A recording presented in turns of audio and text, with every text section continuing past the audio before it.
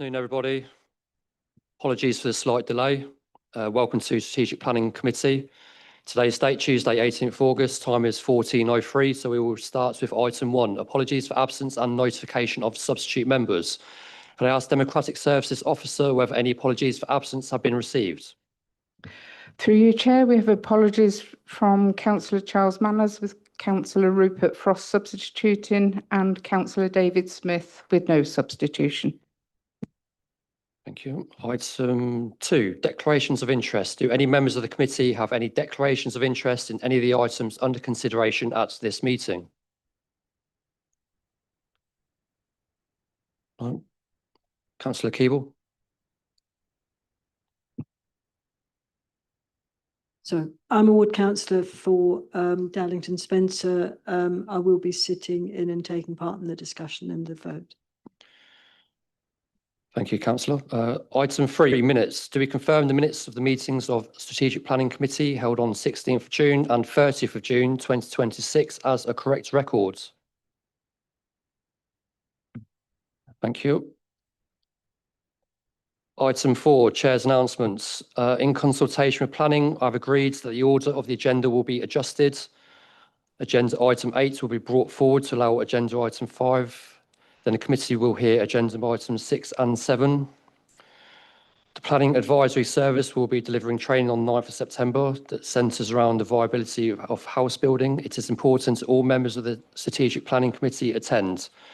On the 11th of September 2026, there is a proposed study visit to Broadnook Garden Village, Leicestershire. If members haven't indicated their availability already, could you please respond to the invitation? Members of the public are permitted to film, broadcast and report on the meeting, subject to the efficient running of the meeting not being affected. Only those people who have registered in line with the committee's speaking procedure may address the committee. Members of the public are requested not to call out during the committee's discussions on any item. Anybody who repeatedly disrupts the meeting may be asked to leave. All speakers will have 5 minutes in which to make their statements and are asked to remain seated after they've addressed the committee to answer any questions the committee may have. This meeting is being webcast on the Council's corporate YouTube channel. Therefore, when speaking, please speak clearly and concisely into your microphone at all times.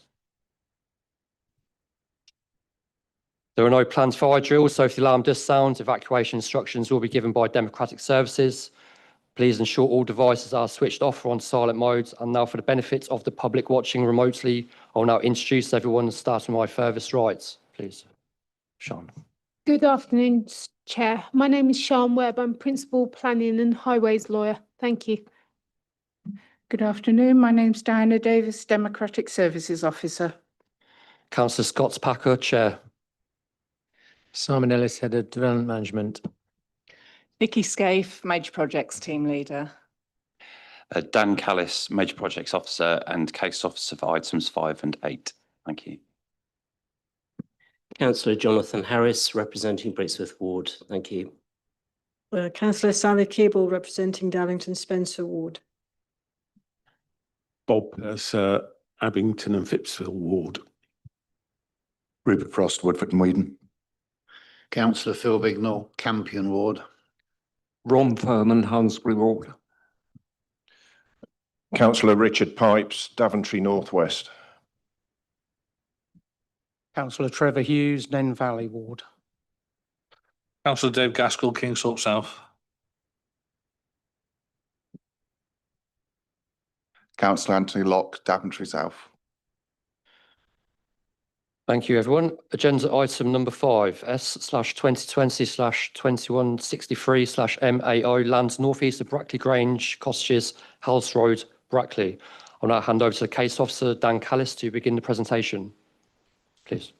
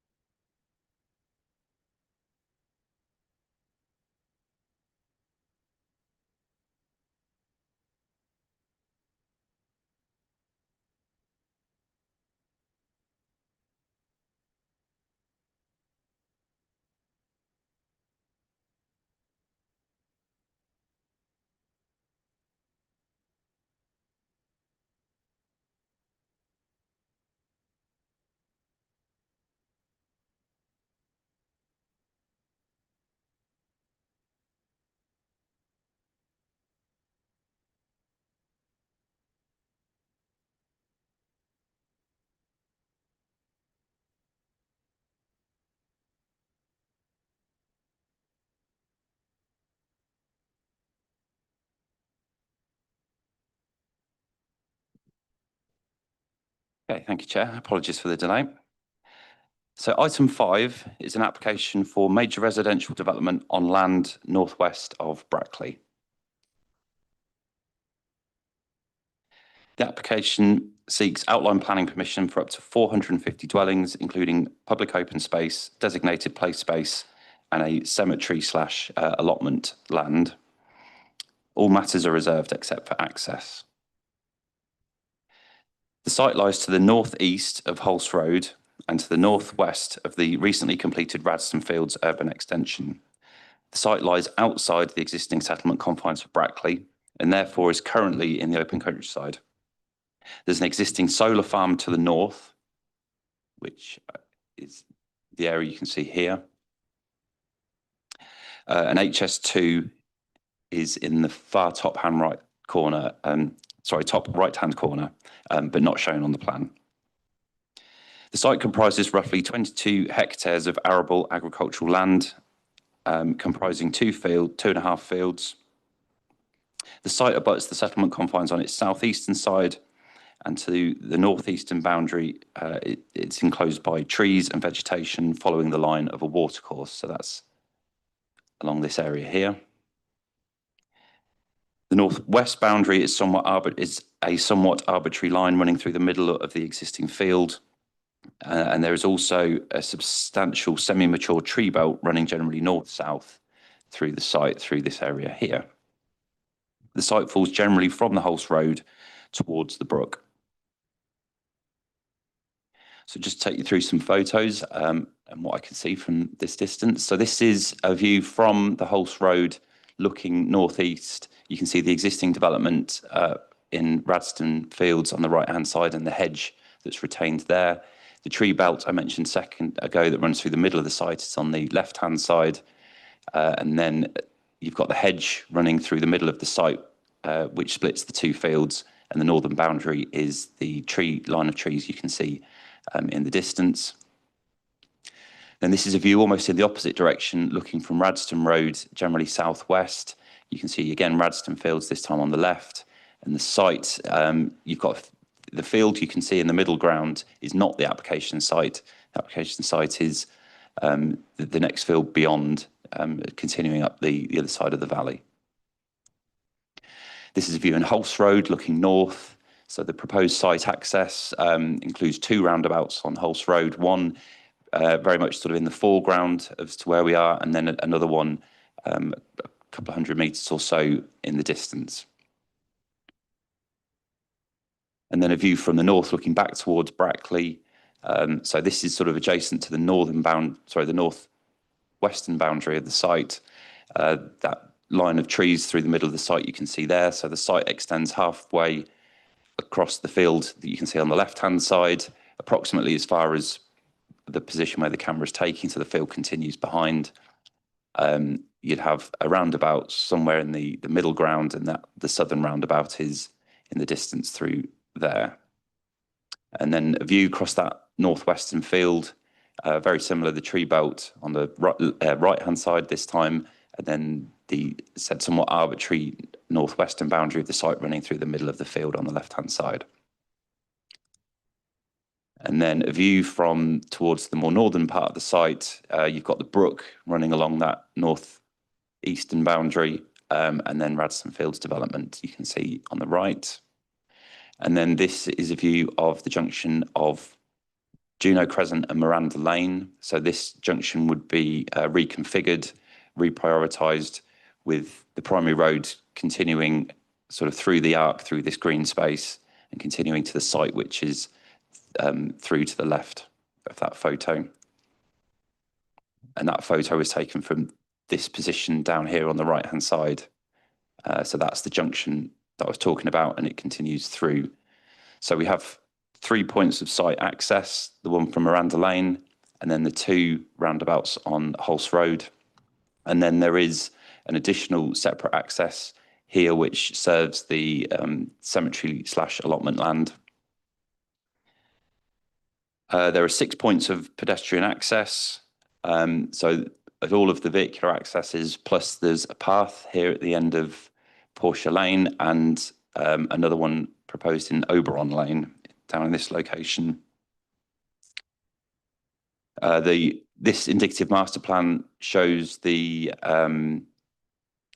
indicative location of things like the SUDs, the designated play areas, which are in here, the internal road layout, and then obviously there's the retention of the majority of the hedge and the tree belt that run through the middle of the site. There's also a footway cycleway proposed along Hulse Road, continuing from the northern roundabout up to the Whirlage, which is this public right-of-way here. So that provides enhanced connectivity to that.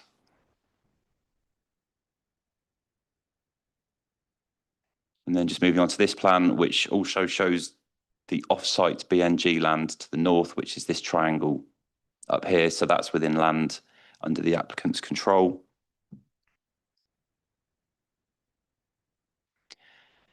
This is just a closer up view of the two proposed roundabouts on Hulse Road. There's also enhancements along Hulse Road in terms of footways and cycleways connecting back to the roundabout here at the end of Poppyfields Way.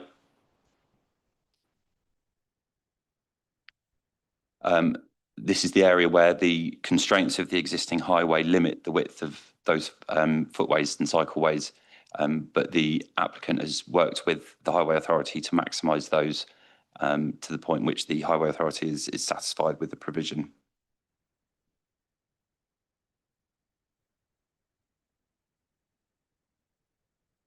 And then this plan shows the proposed alterations to the Juno Crescent Miranda Lane access. So at the moment, Juno Crescent comes around and there's a T-junction into Miranda Lane. And you can see here how the priority road would actually arc through that green space, with Juno Crescent becoming the secondary turn-off.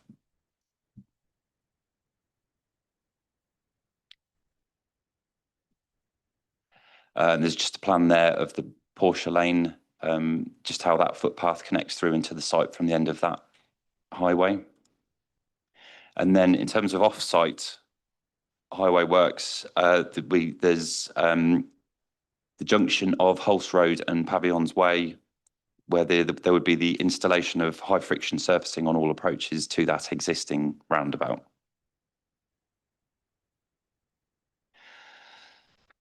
So just to sort of provide a summary on the proposal, the development is on greenfield land outside the settlement boundary for Brackley and therefore is in the open countryside. The site is not currently allocated for development. Consequently, there is a conflict with the development plan in relation to Joint Core Strategy policies S1, S3, B1A and R1, and Part 2 local plan policies SS1 and LH1. There is some harm, therefore, to the development plan spatial strategy due to the development being in a rural location and not being allocated through a plan-led process. However, as per the Council's recently published Housing Land Supply Assessment, April 2026, the Council is currently unable to demonstrate a 5-year supply of housing land. The land supply is confirmed as 4.3 years. Consequently, given the development would make a meaningful contribution to that unmet housing need, and in accordance with the new NPPF, which was published yesterday, planning permission should be approved unless the benefits of doing so would be substantially outweighed by any adverse effects. The site abuts the settlement confines of Brackley, which is recognised to be a sustainable location for development. The site is also included as a proposed allocation in the current Reg 18 draft local plan consultation, which was published and subject to public consultation earlier this year.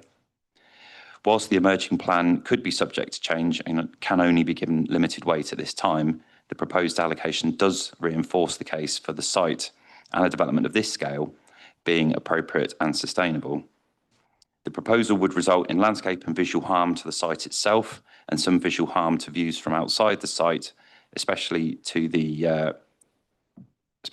east. However, whilst impacts within the site would inevitably be significant, outside the site, officers consider the visual harms would be relatively limited. The proposal would result, in relation to other material considerations, such as highways and traffic impacts, ecology and biodiversity, increased demands on infrastructure such as schools and healthcare, foul and surface water drainage and flooding, heritage, archaeology, noise, light and air pollution, the proposal's impacts could be, in officer's opinion, sufficiently mitigated through conditions or planning obligations.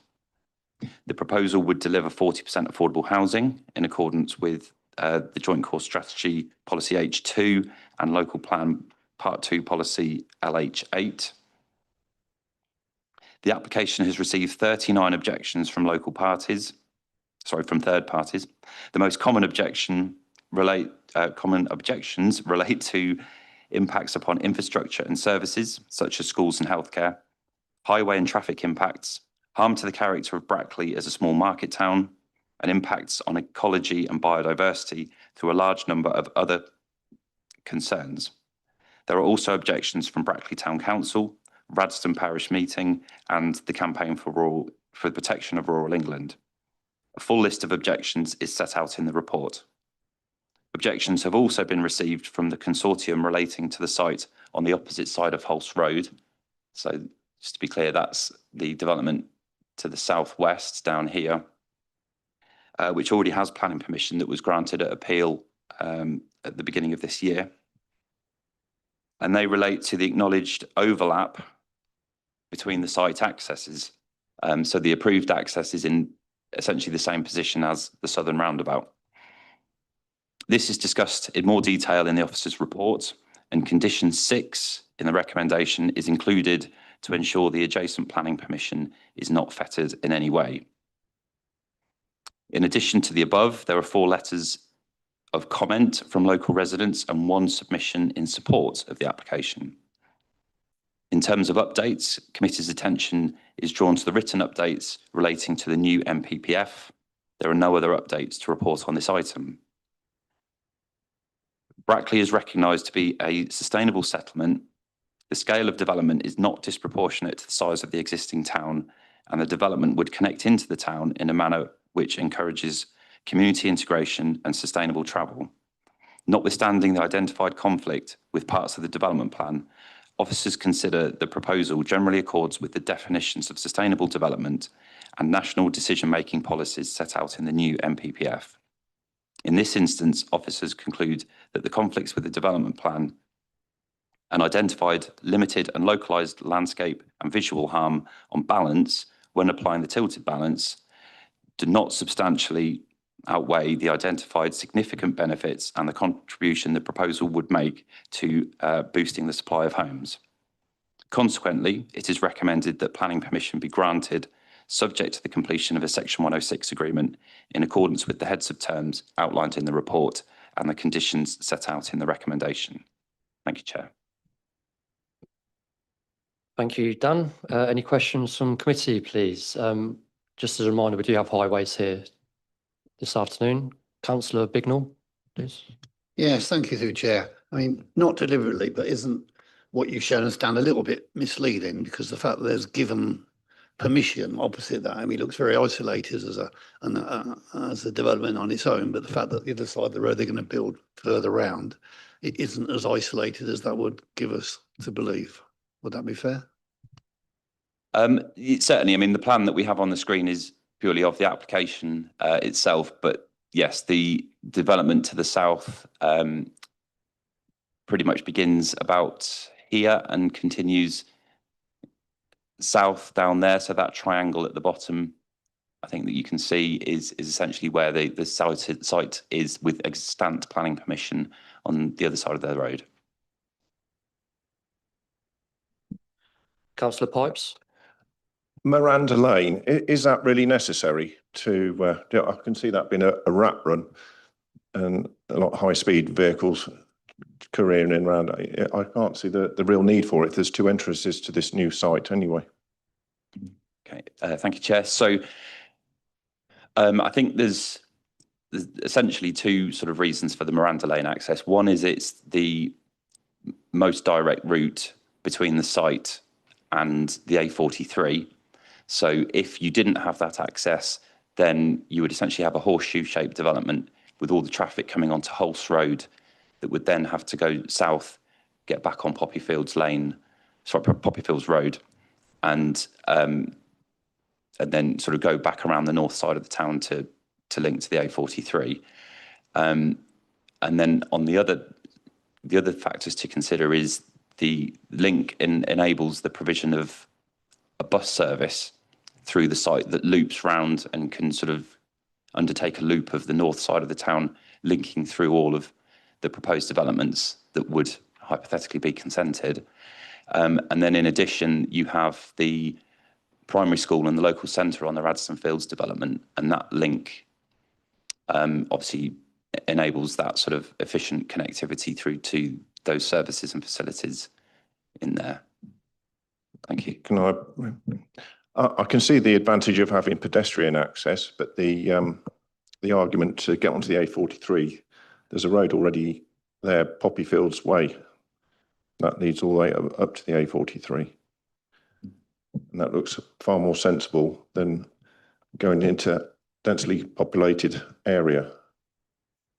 Poppyfields Way is essentially the main spine road through the existing Radisson Fields development. The way that the site has been modelled in highway terms, and my highways colleagues can probably clarify more on this. My understanding is that it's been modelled on the basis that the Miranda Lane access provides an important link through that takes the load, as it were, off Hulse Road. If you took away the Miranda Lane access, you're putting all of the traffic load from the development onto Hulse Road. And the other thing I would point out is that since the outset of the Radisson Fields development and sort of ingrained in the outline planning permission is the fact that it was always envisaged that Miranda Lane would provide that link through to potential future development. That's why Miranda Lane and the junction with Juno Crescent was designed as it is, with that sort of large green verge to one side, so that it could in future be reconfigured to provide that direct, efficient access through and serve as that spine route. Is the Hulse Lane going to be widened? No. And equally, there isn't physical capacity within Hulse Road, to widen it. The extent of the highway restricts that.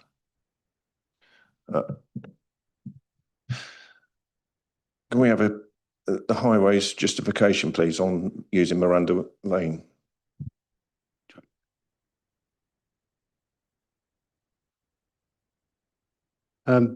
I think essentially it's about the distribution of the traffic and giving it multiple points of access onto the public highway, depending upon where you're based within the development, rather than having it all channeled out on Hulse Road, which I think is very much as Dan has set out. The transport modelling that's been undertaken has assessed that impact and shown from a capacity point of view, and also looking at it from a safety point of view, that outcome that's presented is satisfactory. Could you tell me how many vehicles it will take off if Miranda Lane wasn't used? How many extra vehicles will go down Hulse Lane Road or whatever it's called? Yeah, don't have the exact numbers in front of me, but I can give you some approximate numbers at the moment. So in terms of two-way movements, in the AM peak, I think we're looking at about 190 vehicles, and in the PM peak, about 160 vehicles. That's two-way movements. Okay. I'm looking at Juno Crescent on Google Maps, Street View, and it doesn't look a very suitable road for free-flowing traffic.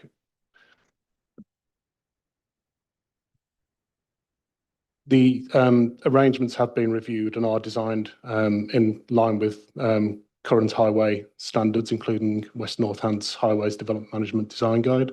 From that perspective, that we're happy that represents a safe and appropriate access.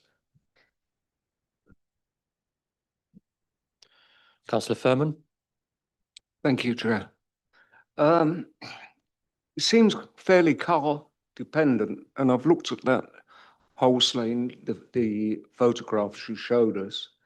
I'm more worried about pedestrians because it's going to be a shared pathway with cyclists. But saying that, you said about a bus service, has it actually been secured in the, thank you. Yeah, thank you, Chair. So the Section 106 heads of terms require a contribution towards the provision of bus services serving the development. So then it would normally ultimately then be a matter for the Highway Authority in conjunction with the bus service provider to work out exactly where the services went. We do, as I said, we do have the development that has consent to the south, which is done a very similar thing. That's provided a contribution towards enhanced bus services. So if you didn't have the Miranda Lane access, I think it would make it much more difficult to route a bus service that effectively served the whole of that development without it being a very convoluted route. Part of the idea of having that access is that you can have, in hypothetically, a bus service which would come from Poppy Fields Way through Juno Crescent, Miranda Lane, sort of arc through this development and then continue south through the site that's got consent to the south. So it would be able to provide that sort of through route. If you didn't have the Miranda Lane access, I don't know how effectively you would be able to have a bus service that served the entirety of this site.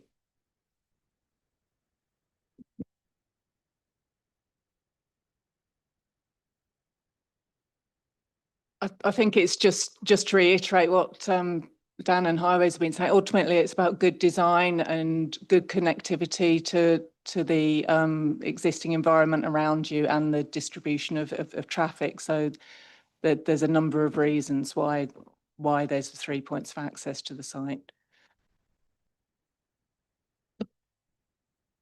Councillor Harris. Thank you. Yeah, can you just clarify this element regarding the allotments and cemetery? They clearly are extremely different poles apart uses. And if I read the report correctly, it suggests that they will be allotments, then it will be a cemetery.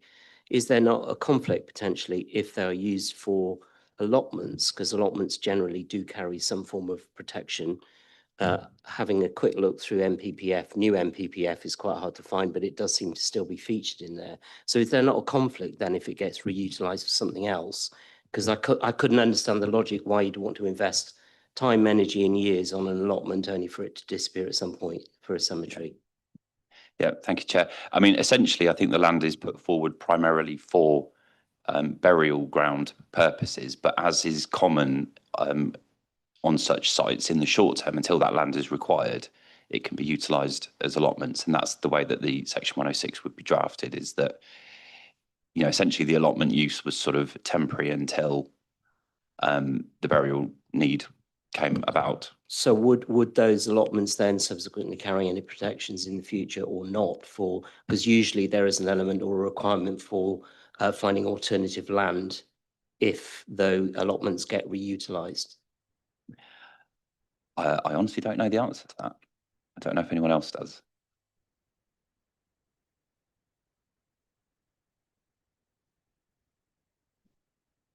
It's not.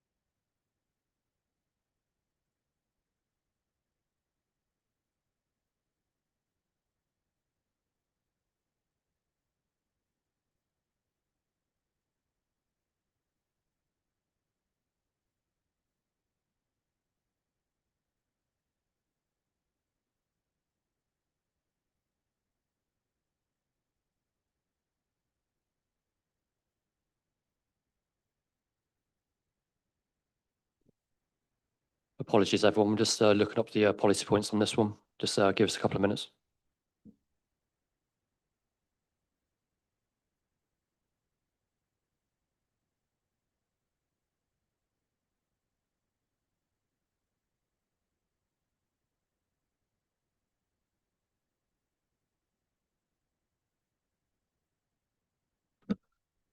Okay, Councillor Harris, we'll come back on that point. Just reminds the officers on at a later point, please. Is there any other questions from committee to the officers? Councillor Pipes. Yeah, the new site on to the left of this site we're talking about that's already been granted planning permission. There's no upgrade to the wood to the Hulse Road. How do pedestrians get into Brackley from this site?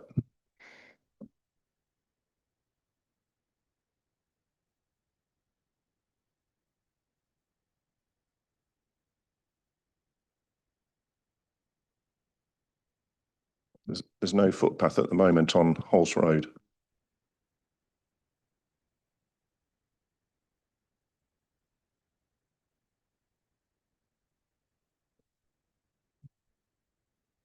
Do you want me to answer that one?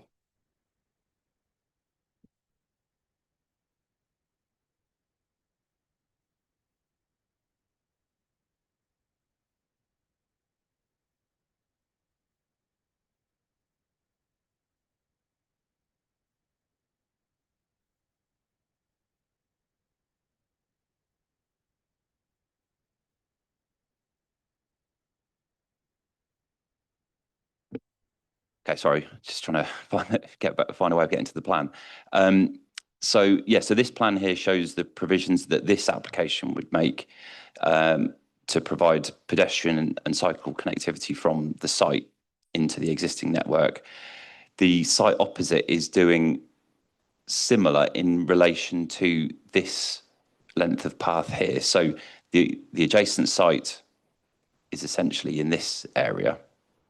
And there is an existing private drive that comes out adjacent to the cottages here that would act as the pedestrian cycle route coming out of that site. And then they would provide a link on that near side that then brings you down to connecting to the existing path network on the southern side. What the application is doing here now is that in addition to what they're proposing that takes you all the way through on the other side of the road. So essentially you would have a footway on both sides of Hulse Road, but within this pinch point through here, it would only be, I think, 1.5 meters wide because of the physical constraint of the highway.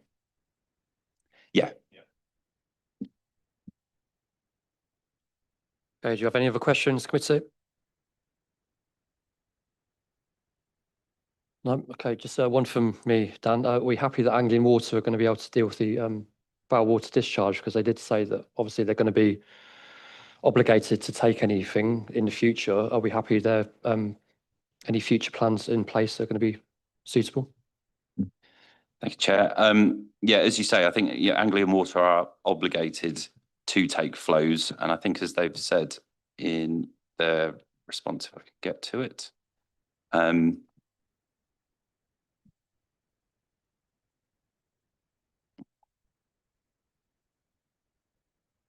Anglian Water are obligated to take the flows and therefore would take the necessary steps to ensure there is sufficient treatment capacity should the authority grant planning permission. And there's a condition on there requiring, in the recommendation, requiring details of that. And Anglian Water would be consulted at that point and would be able to make provisions within that timescale. Okay, thank you. Any other questions before we move on to public speaking?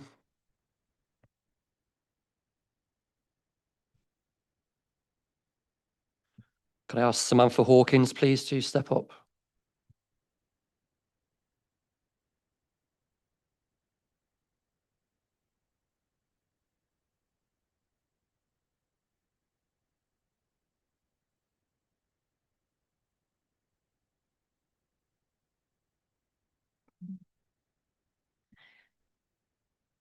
So, Chair and members of the committee, my name's Sammy Hawkins. I live on, sorry,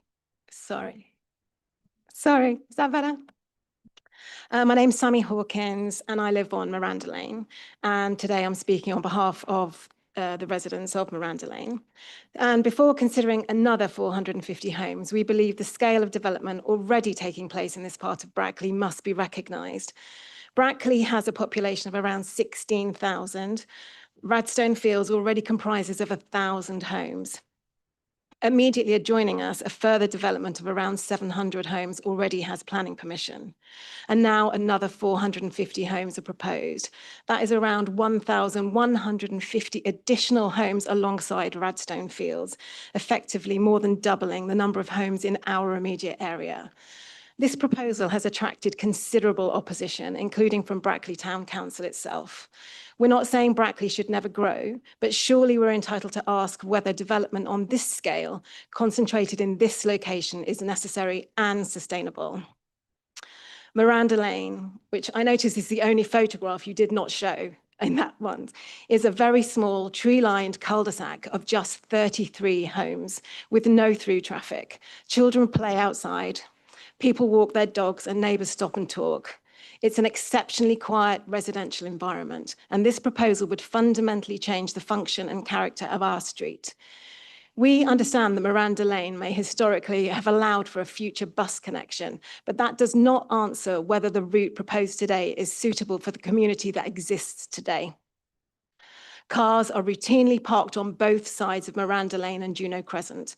Parking pressure is so severe on our road that residents regularly use the green areas outside their homes because there simply isn't sufficient parking on the road, and those green areas are going to be removed. Yet regular buses are proposed through these streets with physical alterations required to accommodate them. So we ask, has this route been assessed as it actually operates, with cars parked on both sides rather than an unobstructed carriageway on a plan? There is also a serious question about construction. Miranda Lane has one way in and one way out. If substantial highway works are required to alter our only access, how will 33 households reach their homes, and how will emergency access be maintained? And afterwards, the change is permanent. Mature trees and green areas will be removed, taking away the natural screening between people's homes and the road. Residents who currently experience no passing traffic virtually could have regular buses, potentially double-decker buses, passing close to their homes and looking through their bedroom windows. That means increased noise, pollution, and disturbance, and a substantial loss of residential amenity. Which brings us to the most important question. Why is this harm necessary? The application already proposes 2 new accesses from Halse Road. Why must an existing residential cul-de-sac also become an access into this development? The plans even alter existing junction priorities to facilitate it. The existing community is being physically redesigned to accommodate a new development despite alternative access points being available, and that requires compelling justification. This is also greenfield land outside Brackley settlement boundary. Its fields, mature trees and hedgerows provide established wildlife habitat. And this is increasingly being lost as Brackley expands. And we see deer, foxes, and rabbits and hedgehogs all the time near the fields there. And can our infrastructure cope? Radstone Primary School is already understood to be heavily subscribed. Magdalen College School is under pressure, and residents already experience difficulty accessing medical services. Financial contributions may be proposed, but money on paper does not itself create another school place, GP appointment, or classroom. Where will the actual additional capacity come from? Members of the committee, we ask you to consider 2 questions before making your decision. 1 minute. Is another 450 home development here genuinely sustainable? And crucially, has the need to route access and buses through Miranda Lane been demonstrated strongly enough to justify the permanent harm it will cause to the community living there? If the answer to either of these questions is no, this application in its current form should not be approved. And on behalf of the residents of Miranda Lane, we respectfully ask you to refuse it. Thank you. Thank you. Any question? Councillor Bignell, please. Yes, thank you, through Chair. When the inhabitants are always aware that this road was going to be changed, it's always planned to have been changed. So when people bought houses down there, they knew this road was going to go through there and this adjunct, and that was why it was done. So you always knew it was going to be there. It's like, As I said, you know, at the time, and I've lived there 9 years, I was the first house on the street. I've lived there 9 years, and obviously it's changed. People have got more cars, and where are we going to put all the extra cars? As it is, getting out of our road is hard enough at the best of times. What's going to happen when there are buses going down there? That's not the point I'm making. That road was always going to be changed like this. And respectfully, the point that I made in mine is that that may have been at the time, but it doesn't take into account what the road is like now and how we live now. Yes, but we have the experts on highway that suggest that it's built within highway standards. Well, you don't live on the road, respectfully. Any other questions, committee? No. Thank you, Samantha.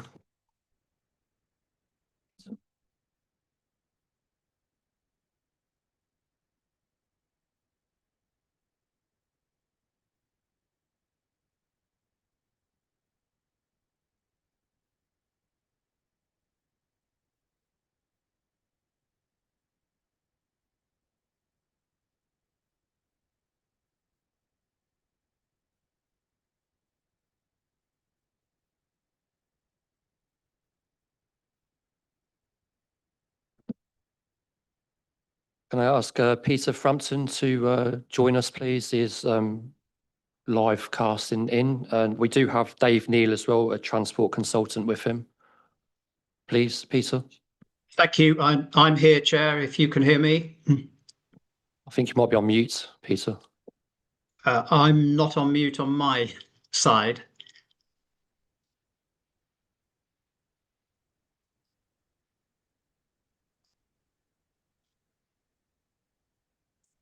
Can you hear me now, Chair?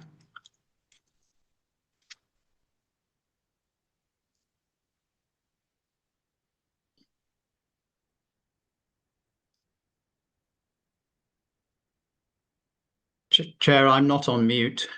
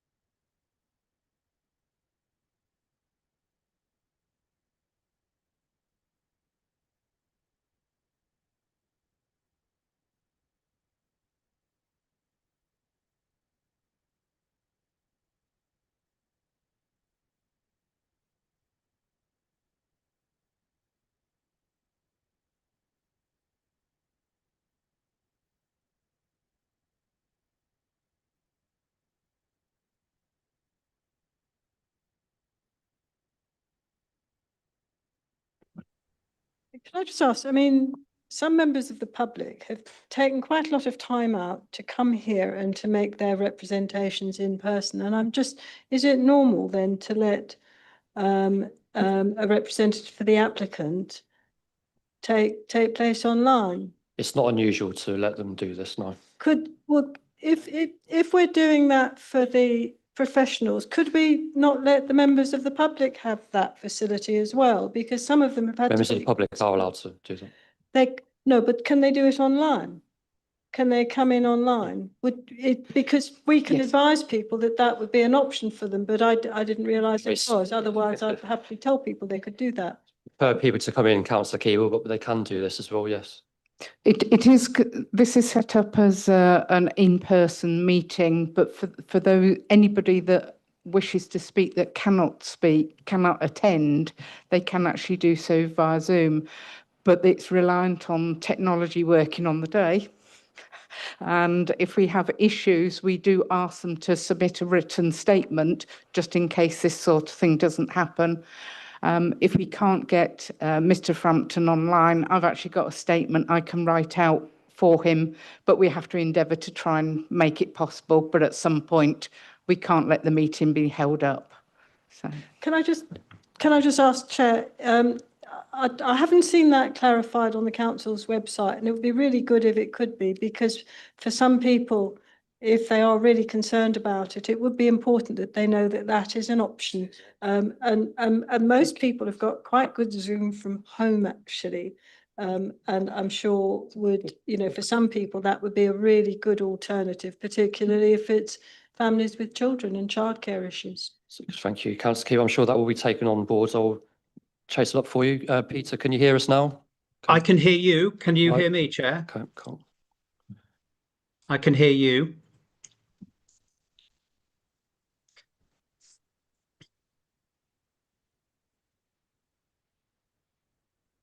Can you hear me, Chairman?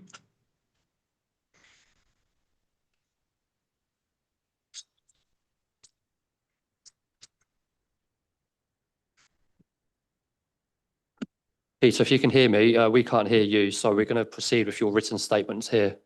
Okay, thank you. This is a written statement submitted by Peter Frampton. I'm reading out on his behalf as the technologist not being very cooperative today. In my opinion, Radstone Fields is one of the most successful housing developments in the district. I say this in response to, 1, the design quality encouraged by the council, particularly in the context of the urban realm. 2, the fact the master planning allowed for extending services such as drainage beyond the northern boundary of RF, vehicle access for residents, traffic to be secured from Miranda Way, and alterations to the junction with Juno Crescent so as to allow for bus access, extending footpath and cycle links to achieve effective connectivity.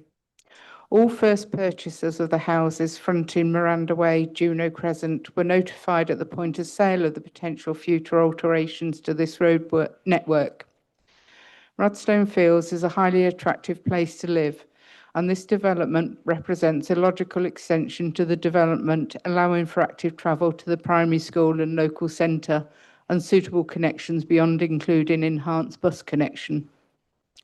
Stagecoach, in its consultation response, state, and I quote, "On our analysis, this is one of the best sites capable of ensuring that the provision and uptake of credible active travel and public transport is maximised.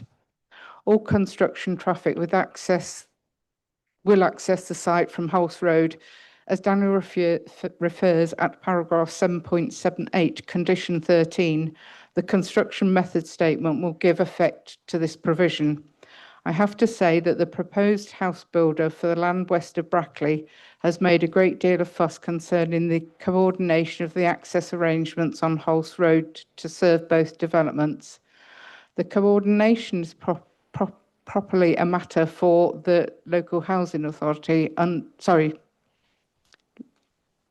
like a local highways authority under section 278 and section 336 of the Highways Act, which allows for alterations within the highways, providing that such works will be of benefit to the public. The local highways authority, through Richard Thomas, has made it clear that the best form of access to serve both developments is a 4-arm roundabout. The Section 278 and Section 38 agreement, when concluded, should enable the construction of the 4-arm roundabout. The West of Brackley development has not as yet commenced. If West of Brackley does not proceed, then this development will be served by a 3-arm roundabout constructed within the existing public highway and land within the applicant's control. Daniel has addressed this consideration at paragraph 7.75 to 7.77 of this report. Condition 6 gives effect to his considerations. This application is consistent with the emerging local plan allocation under policy B5. As advised in Daniel's report, the tilted balance is engaged, which is effectively a presumption in favour of a grant of planning permission. I submit that in accordance with national planning policy, there are no adverse impacts that would significantly and demonstrably, i.e. provenly, outweigh the benefits. I ask members to resolve to grant planning permission subject to the completion of the Section 106 agreement, which is very well advanced, consistent with your officer's recommendation to this committee. And that concludes the statement. Thank you. If anyone has any questions, we'll ask Pete to put them back to us in written form, because I don't think we're going to be able to hear them. So if we do have any questions.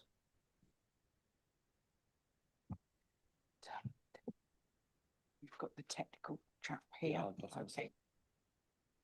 I remind you, we do have the highways, but transport. Dave Neal, if you've got any transport questions as well. Committee. Councillor Pipes. I don't believe you can get 2 buses down Miranda Lane or a fire engine and a bus. It looks not as wide. It doesn't look as wide as Juno Crescent. Is that the case?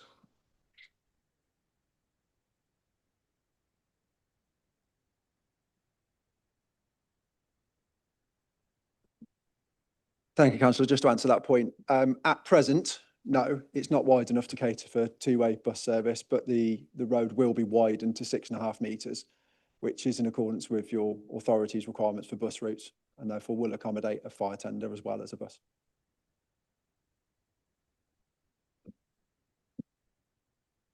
Any other questions? Councillor Frost. This point about Holts Road, the footpath, I get that there's going to be a footpath on, if you want to call it the new bit of Holts Road, but the bit that I'm finding confusing is that the base of it, the bit at the Brackley end, hasn't got a footpath, and as far as I can tell, I don't see how you're going to get a footpath on this. So in others, even when you've got the nice new footpath on the new bit, you can't walk from there to Brackley, as far as I can tell, at least not safely. Or am I mistaken? Is there a footpath that I've looked countless times on Google Earth, I just can't see it?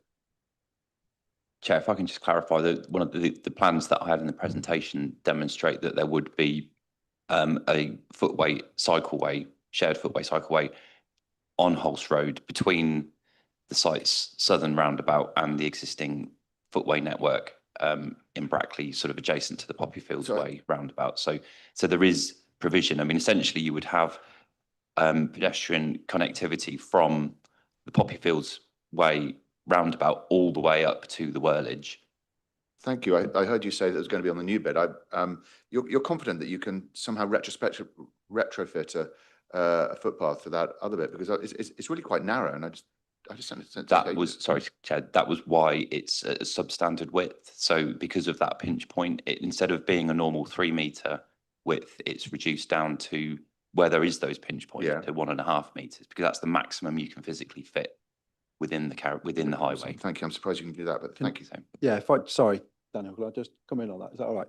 Yeah, so sections along Holts Road, as correctly stated, will be footway where deliverable will be full 2 metre width, where we can deliver the shared use footway cycleway at 3 metres, which is near to the site access, and then before you come onto Poppy Fields Way will be the 3 metres. There is a short section down there where the footway is going to have to be narrowed to about 1.5 metres, which is the minimum that Inclusive Mobility states is acceptable for a footway. And then cyclists will transition very quick, just for a short distance onto the carriageway to come along to go south. So if that plan that was on earlier, I was hoping it might be able to put back up. But obviously notwithstanding that, we've got other connections, footway cycleway connections in from the site into the existing Rathstones Field development as well. Councillor Purcell.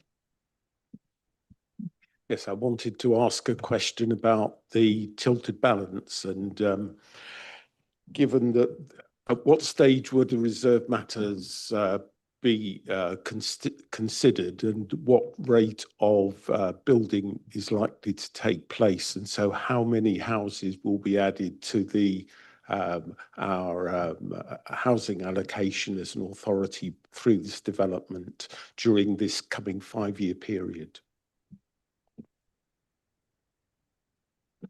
Sorry, Councillor Purse, would that question be for Peter?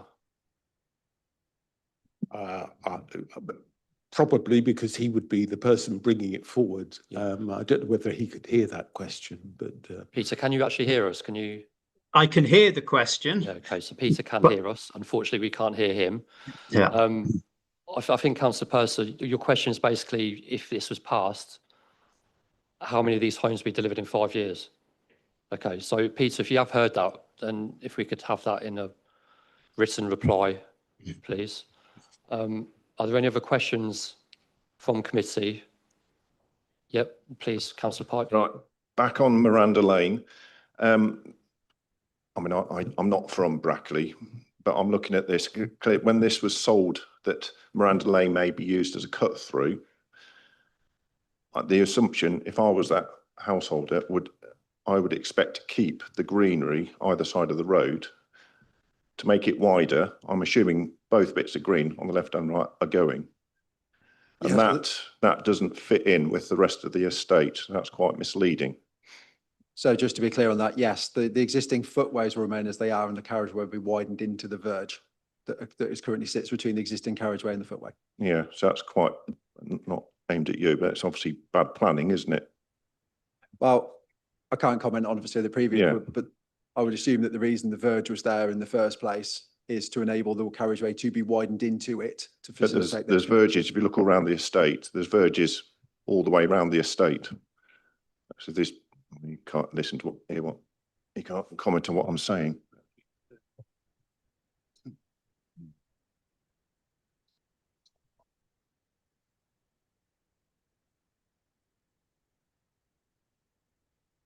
Thank you for that reply, Peter. If anyone can't see it, over a 5-year period, he would anticipate 350 houses to be delivered.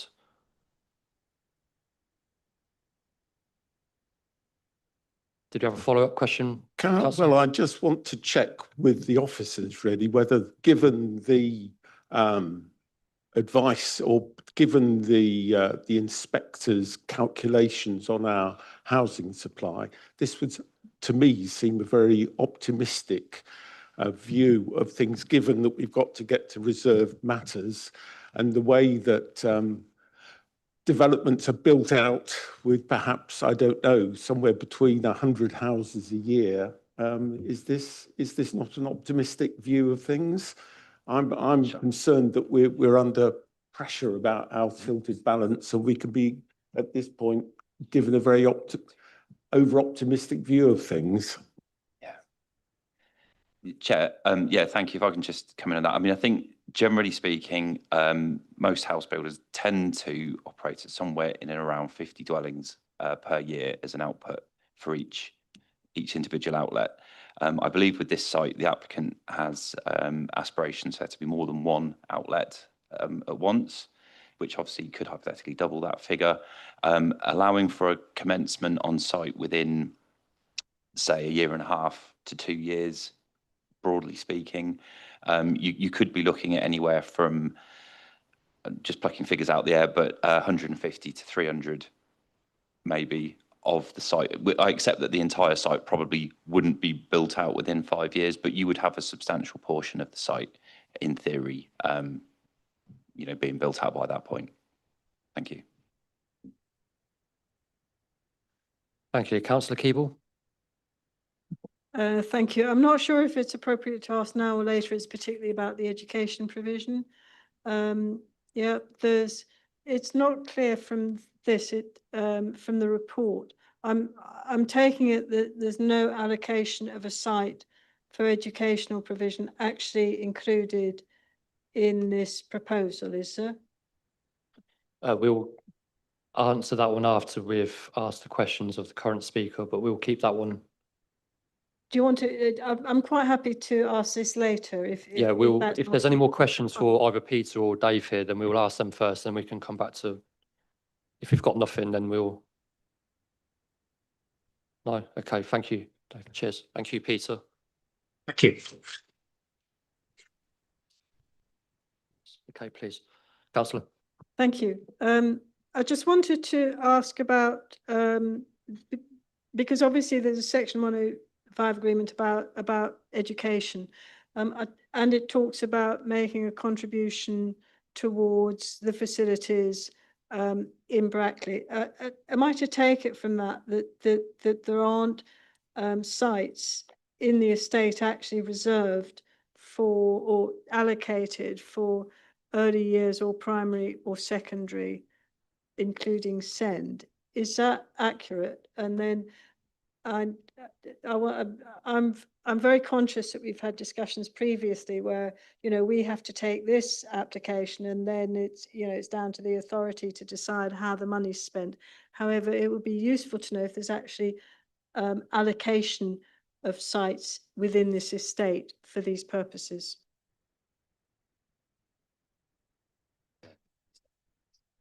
So there's no specific educational site within this application site for educational needs. The Education Authority, our colleagues have asked for financial contributions towards early years, primary and SEND for within the Brackley area. They haven't specified which specific site, but it would go towards mitigating the impacts of this development, but there's no specific educational provision on site within this application.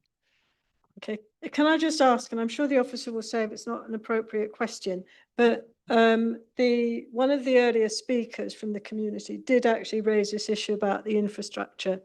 And obviously there's a sustainability issue there for, this is quite a large housing development of 450 houses. And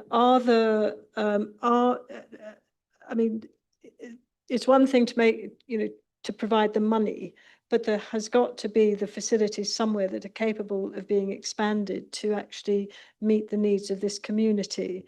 And are we confident that if we approve this, that those financial contributions would be able to be used in the vicinity? Because I think Brackley's not got a lot of other settlements around it, has it? In quite the same way, perhaps it Northampton would have a range of places. Thank you, Chair. I mean, I would just reiterate that it is quite normal practice, unless you're dealing with a very substantial development that, you know, requires on-site provision, that developers make a financial contribution towards off-site provision for education, etc., which would normally go to enhancing facilities in the sort of immediate area. So, and that's the same as was in relation to the appeal site that was approved, you know, immediately to the south of this, and obviously the council didn't contest that appeal, and the applicant was proposing the same thing. And equally earlier this year, the site on Radston Road, which is just a very short distance to the northeast of this site, 150 dwellings, you know, would have been the same scenarios, that a financial contribution is secured through the Section 106. So it's very sort of routine practice. And then it's up to those service providers, whether it's education, NHS, etc., to ensure that the money is allocated and spent, you know, in accordance with the terms of the Section 106 in the immediate area.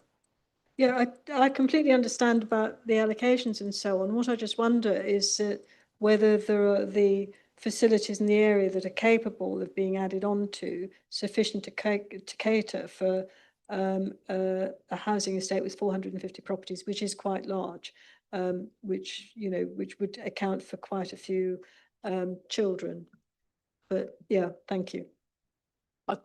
Sorry, through you, Chair, I would just reiterate, if that were the circumstances, consultees would generally highlight the need for a new facility rather than accepting Section 106 funds towards the expansion or enhancement of existing. So whilst they haven't identified which specific school, they've just said within the area,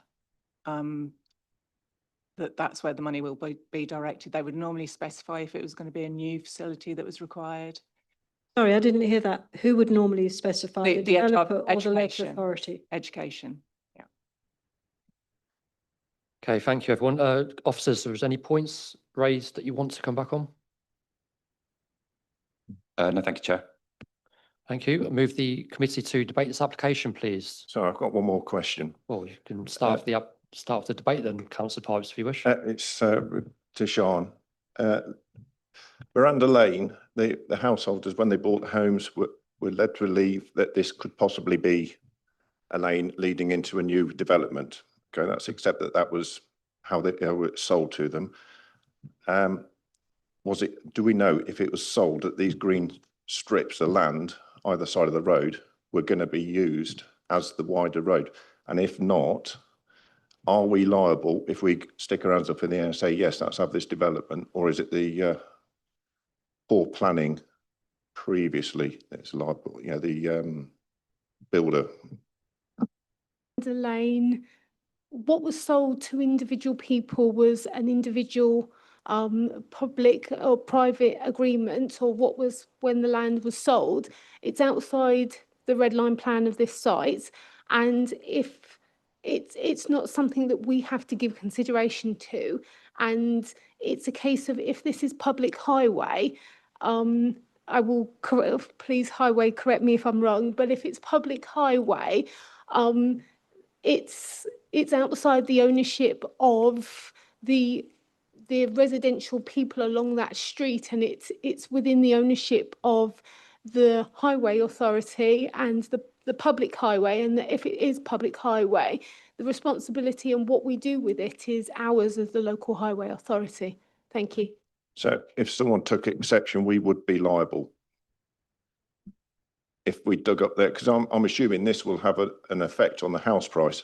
That's all. That's not. I know it would be. I know the lane was always earmarked for a thoroughfare, but that would have quite a significant effect.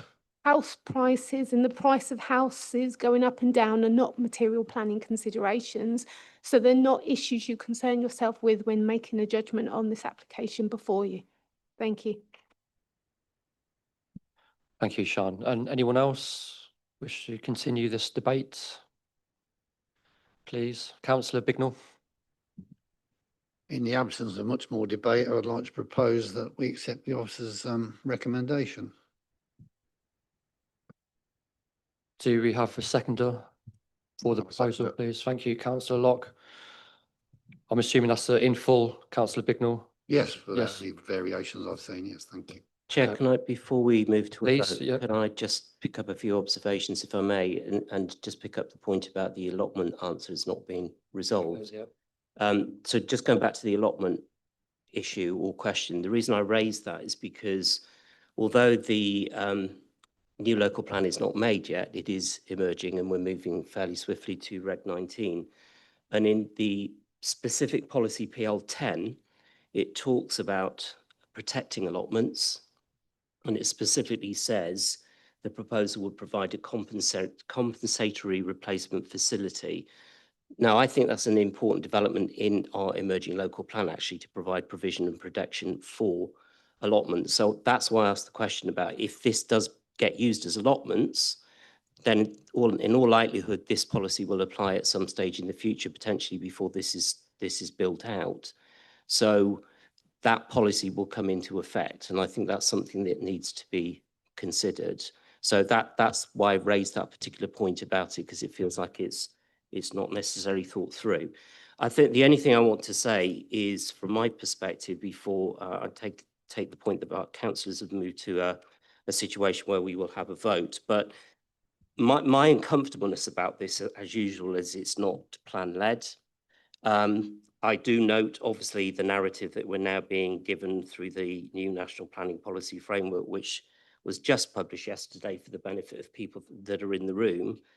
I have to say it ties our hands really tightly, in my view, the new NPPF, and it makes it very, very clear that where you have development that's outside settlements, which this is, but it could meet unmet housing needs, it's very difficult for the council to refuse it. The key question, though, is whether or not it is of a scale which can be accommodated to taking into account the existing or proposed availability of infrastructure. And that's always going to be a big debate area as to whether or not it will or won't do that. I don't feel comfortable about it because it's not in the plan. I know it's in the potential emerging plan as an allocation. And there's also a note in the latest NPPF that says you can't take account of that, or rather this premature issue that doesn't play out. So I can't support it. I'll be abstaining on it simply because I feel frustrated that we are in a situation where no 5-year land supply, hands tied by NPPF. I'm not convinced that it ticks all of the boxes, and it's not being plan led, which I think is really critical for us. Thank you. Thank you, Councillor. Councillor Keeble. Thank you very much. I mean, I very much welcome the housing mix on this one. It's 40% affordable, of which 70% is social housing for rent and 30% is low cost ownership. And I think that is really helpful and very positive. I am concerned, it's quite clear from the advice that there's that this is very much, in accordance with plans. However, I am concerned about this issue about housing infrastructure. I completely take the point that if a site isn't allocated, although there's a site here for a cemetery, but not for a school, that if a site isn't allocated, then the financial contribution goes in and it's down to the local education authority. However, what concerns me is that when we've got what the cumulative impact of housing development is on the infrastructure, and at what point the schools pass a tipping point and there's a need for a new school, and to make sure that those decisions are taken well ahead of the families moving in, because otherwise you have the situation of pressure on schools places, on children having to travel further to get to school, and on the displacement of children from schools that they might consider local that they should be going to, but because of the pressure of children from a new housing estate, they can't get in there. And then therefore you get a lot of dissatisfaction around the educational provision. I think it's really important that if people are moving into places that they can really see a future for their children, and education is like number 1, 2, and 3 in that. Although I mean I'm I will be voting for this, I just have real reservations about this issue about at what point do we say there's got to be some evidence that the Section 106 money is capable of being spent to provide schools which are actually relevant to the community, which are reachable, and where children can go to with their peer groups, and then have see a decent educational pathway for them. And I think we've seen quite a lot of these come through with, there's no school on the site, but there'll be a financial provision, and it's never quite clear what actually happens then. So I'll be supporting this, but I have those reservations, and perhaps they need to be taken up elsewhere on the council. Chair, just addressing the allotment point, we've thought through the different scenarios, and one scenario we thought of was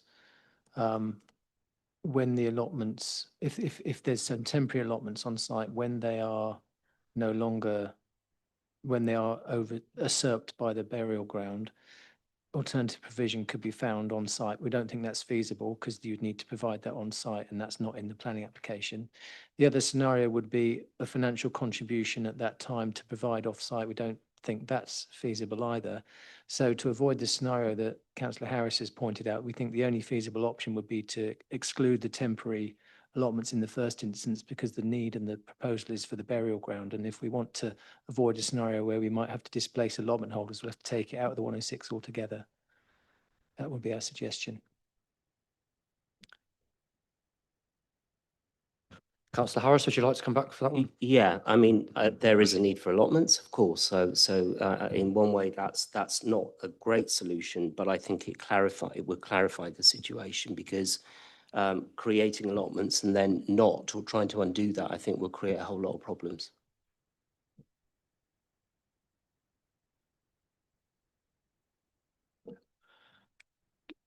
Councillor Frost? Sorry, this is ignorance on my behalf, but just this school thing, I'm confused because there's one secondary school in Brackley, right, and it's very, very nearly full as far as I can tell. So the bit that I'm confused about, there's going to be about 1,000 new homes, so there's going to be a bit of money thrown at the exercise, but I still can't see where the kids are going to go to school. That's what I'm confused about. And the second part of that question is, you said that someone said that it would be fine, one of the consultees. I've read through again and I can't quite see that. So if you could answer those, that'd be useful. Thank you. Thank you, Chair. So on this application, there's actually, I think I'm right in saying, no contribution towards secondary education. And the reason behind that is that, and it kind of plays into the primary school issue as well, is that I think in the broader picture, the birth rate is dropped substantially. Therefore, numbers of children in schools is actually decreasing. We've seen numbers of schools closing because there isn't the demand. There was a school, actually a primary school in Brackley, I think it was called South Fields, that closed a year or two ago because there wasn't perceived to be the demand for that. So that's why there is in the future forecasts, there is maybe more headroom than one might anticipate in terms of the existing school stock. Obviously, there's a lot of that forecast work done by our own education department in terms of ensuring that there is adequate capacity that accounts for planned and expected growth going forwards. And I think essentially what we will probably see is, financial contributions used to make more of the school stock that is retained and those being expanded. As I said, with regard to the secondary school, because of all those factors, there isn't actually deemed to be a need for financial contribution from this development. I think there have been from other developments in Brackley previously, but everything's kind of sort of a movable feast in that regard to a certain extent. So yeah, the Education Authority, they have to plan well in advance for this, and they're constantly doing reviews on what the need is in a holistic manner, and are telling us through our consultation responses what's needed and where. So, you don't often get new provision on sites unless they are of a substantial scale where clearly it would justify an entirely new school provision. And normally you would need to get to a school provision of probably a 2-form entry to make it sort of viable, as it were, in the long term as well, to account for potential future changes. So I think that hopefully adds just a bit of context as to why, we've got contributions for certain education needs and not for others, and how it's played through by the education department. Yeah, thank you. Sorry, I was going to say the fact remains that's very useful. Thank you. But if your kids are either secondary school age or approaching secondary school age, you'd be a bit mad to buy one of those houses. You'd agree with that, I think, wouldn't you? But anyway, thank you. Councillor Keeble. Thank you. I just wanted to ask about the SEND provision, because I had assumed that some of the SEND provision would be attached to a primary school and some would be attached to a secondary school. Yes, I believe SEND is, sort of across the education spectrum, as it were, from, infants right the way through to essentially sixth form, potentially. So yes, that would probably be provisions within existing schools. I think we're seeing again more of that is integration in mainstream schools and provision there rather than separate facilities. So the manner in which that is used is not necessarily going to be some freestanding SEND provision. It could be inserting that provision into those existing facilities.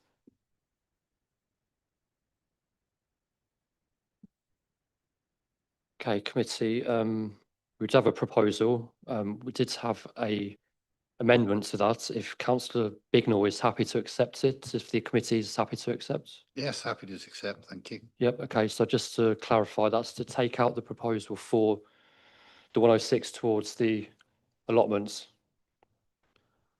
We will move on to the vote then, if everyone is happy. All for?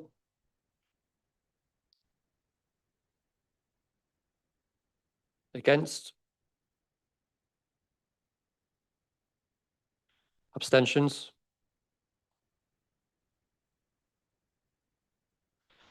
Okay, so Councillor Bignell's proposal to accept has passed 6 for, 1 against, 4 abstentions. Thank you very much.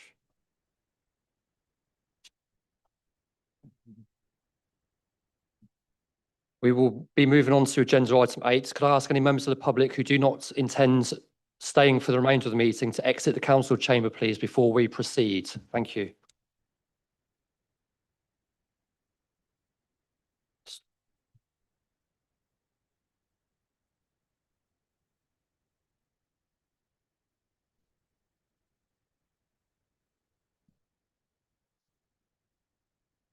Yeah, we're going to chip.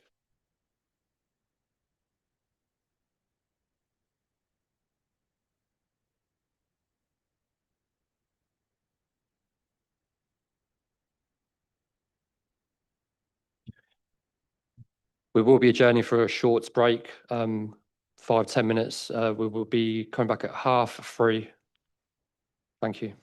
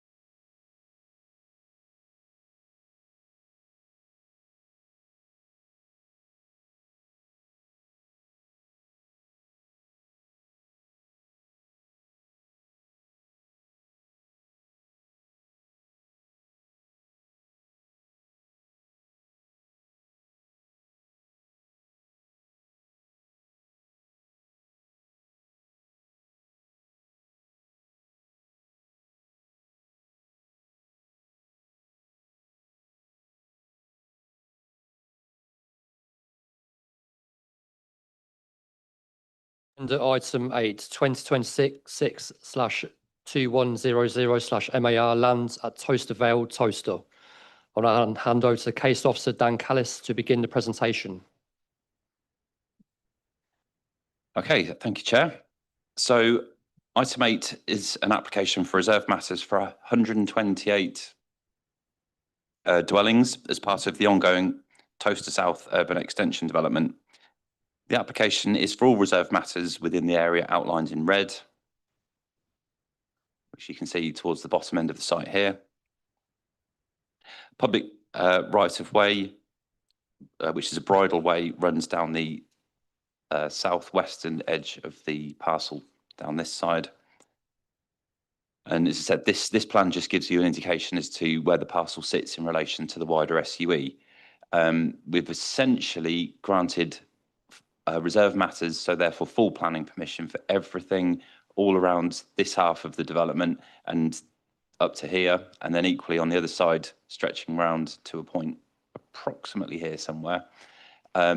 So this is literally just filling in the last gap. Even the public open space around the perimeter of this site already has reserve matters consent. Just to show you what the site looks like at the moment. So this is a view from the relief road, so from the southern side of the site looking north. And you can see at the moment it's just sort of stripped, prepped, ready for development.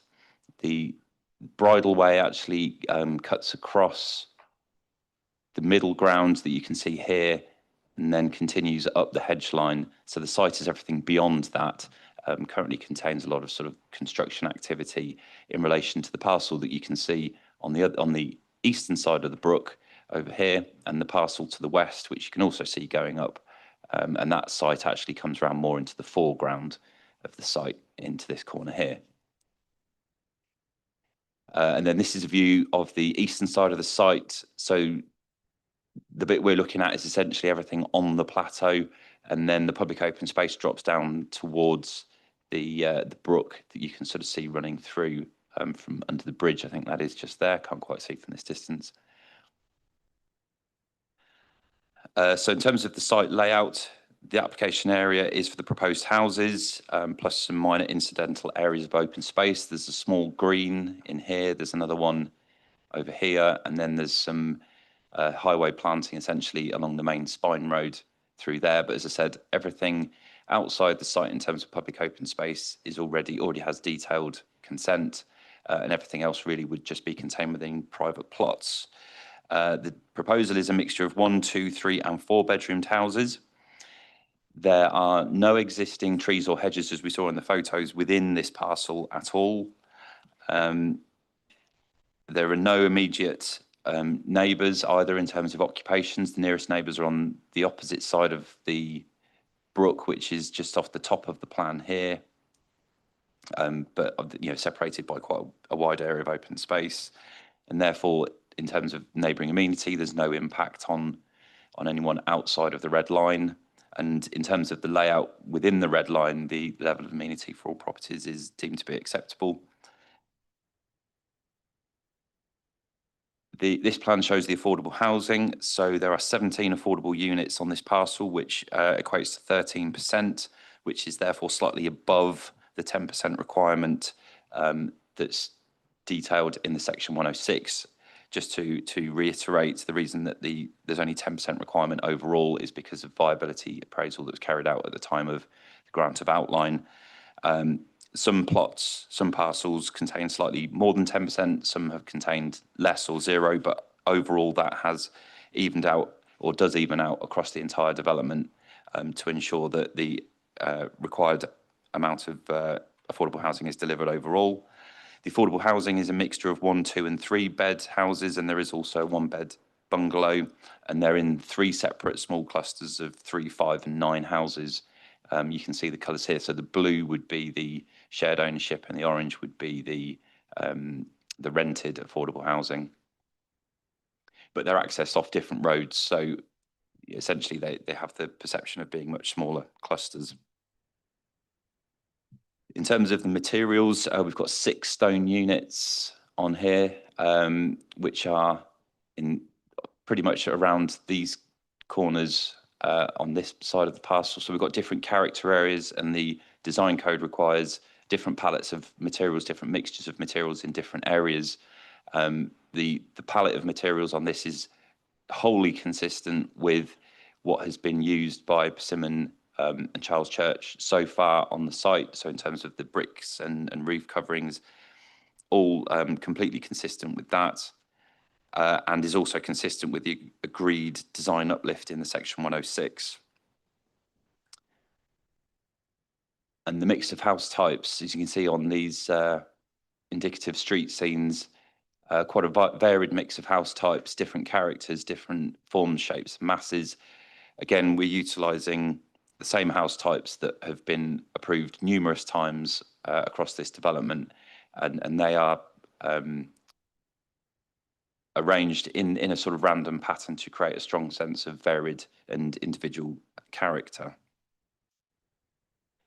In terms of the open space, just to go back to that in a little more detail, there's trees and verges essentially along the main spine road that runs through, reinforcing the status of that.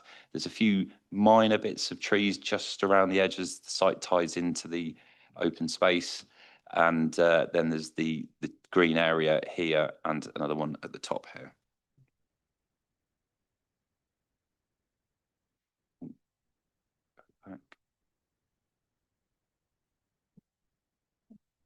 It's horrible. Yeah, so in terms of updates, with regards to updates, members' attention is drawn to the written updates relating to the new MPPF. There are no other updates on this item. The recommendation is that consent be granted subject to the conditions outlined in the report, with delegated authority to officers to amend those conditions as deemed necessary. Thank you, Chair. Thank you, Dan. Councillor Bignell. Yes, thank you, Chair, through you. The maintenance of the green areas, I was trying to work out who will eventually get it. Will it go to us, then we'll pass it to Towcester Town Council, or what's going to happen? I'm trying to avoid the older maintenance companies. Yes, thank you, through you, Chair. So the way the Section 106 is written now is that all of the public open space, play areas, or community facilities, etc., would all go direct to Towcester Town Council. Originally, it was drafted that it came to us and then we could sublease them onto the Town Council, but that generated problems, additional work of double transfer, but also issues of, an authority dispose of an asset, even if it's to another authority. So it's now set up that it does go direct to Towcester Town Council, along with maintenance contributions where relevant, but we as the planning authority essentially retain control as to the point at which it's ready for transfer. So when we say it's ready, Towcester Town Council is essentially obligated to. So there's a commuted sum in the 106? Yes, for all of the open space, yes. Thank you, Councillor Bignell. That was going to be one of my questions. Now I don't have to answer it. I'll ask it. Anybody? Councillor Keeble, please. Thank you. Thank you. I just wondered why, under the concurrent that you've put with the new MPPF that's come out, you haven't put on it anything about housing densities and the policies under the new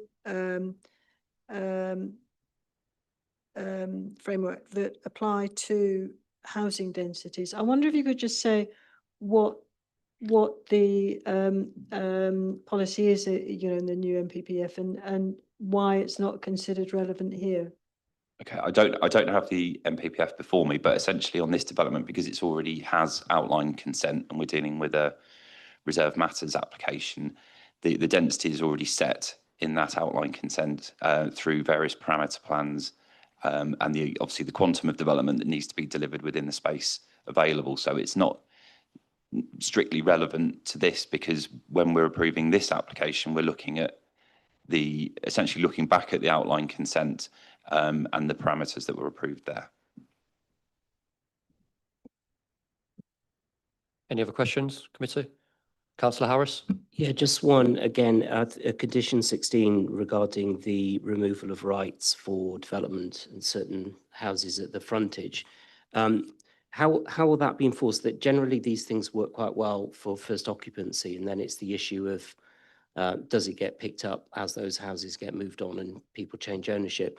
Is it going to be done through any other methodology like an Article 4, or is it just through the condition that would be in the detail here? Thank you. Yes. So essentially, it's just through the condition. I acknowledge your point that once you've gone through multiple changes of ownership, sometimes these things you get lost in that communication. I think essentially by having the condition there, in that scenario, it would at least give the council the option to say that if someone did something inappropriate, it would be a breach of the condition rather than not being able to do that. So I think, yeah, it's not ideal, and I accept that there's certain things that you do on development that in the absolute long term aren't always the most easy to manage, but at least it does give a sort of an anchor that you can refer back to should someone in future do something that was deemed inappropriate and damaging to the character of the development. Anything else, committee? No. Okay. Just a couple for me. Dan, one less because of Councillor Bignell's contribution. Anglian Water didn't reply. I assume we're using their previous replies as they're being happy that they can supply potable and wastewater services because they didn't reply to this one. Thank you, Chair. Yes. So essentially, this parcel just will plumb into the site-wide, SUE-wide networks in terms of water provision, foul drainage, surface water drainage, and they're already covered by conditions on the outline consent that would need discharging in any event. So I think we can be sort of comfortable that there is the provisions, but that they will also be managed through the conditions. Thank you. And the report also states, is it one property doesn't meet NDSS? Is that accurate or? Sorry, could you just refer me to where that is? Apologies, I can't remember what page it was on. I think one of the statutory consultees points out that the space requirements on one of the affordable houses, the 2-person was below the.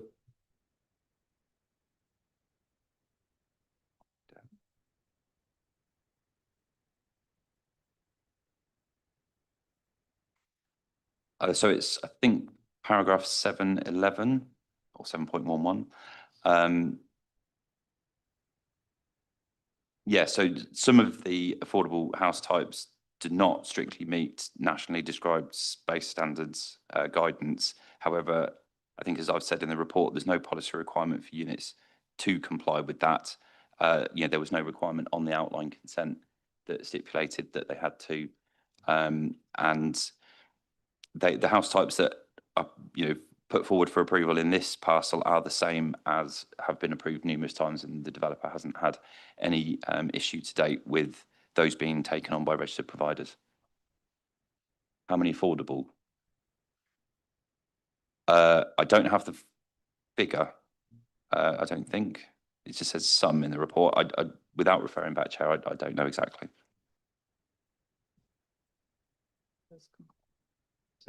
So sorry, just to clarify, paragraph 7.12, all bar one of the affordable house types does comply with NDSS. So yeah. Thank you. Councillor Harris. Yeah, I'm going to make an observation, and I'm happy to make a proposal to go with officers' advice on this one. My observation is it's very interesting that we get an updated NPPF yesterday, and we immediately have to respond to whatever the NPPF says. But I note in here that SIL is not applicable on this development because it predates it. I just think it's very interesting that we have to deal with one thing immediately and another thing doesn't factor in. But having said all of that, as I say, I'm happy to propose that we go with officers' advice on this one. Thank you. Yes. Yeah. No comment on that one, Councillor Harris. Before we move into the debate, I don't think there's no public speakers on this one. So if the officers want to come back on anything that's been spoken about so far. No, thank you, Chair. Okay, so we'll open up to debate then, please, committee. Does anyone want to start?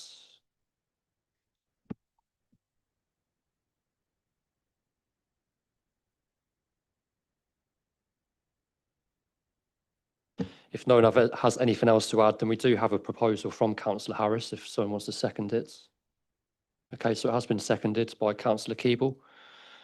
One last chance to have your say before we move on to the vote.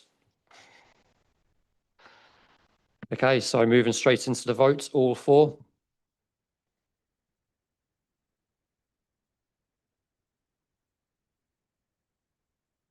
Okay, so Councillor Harris's proposal to accept has passed, 10 for, no against, 1 abstention.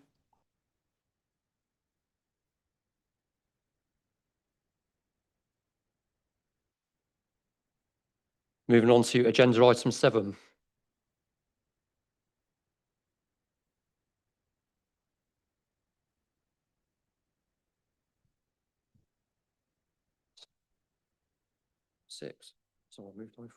Sorry, agenda item 6. 2025/1705/MAR Dallington Grange, Mill Lane, Kingsthorpe. I'll now hand over to the case officer, Andrew Longbottom, to begin the presentation.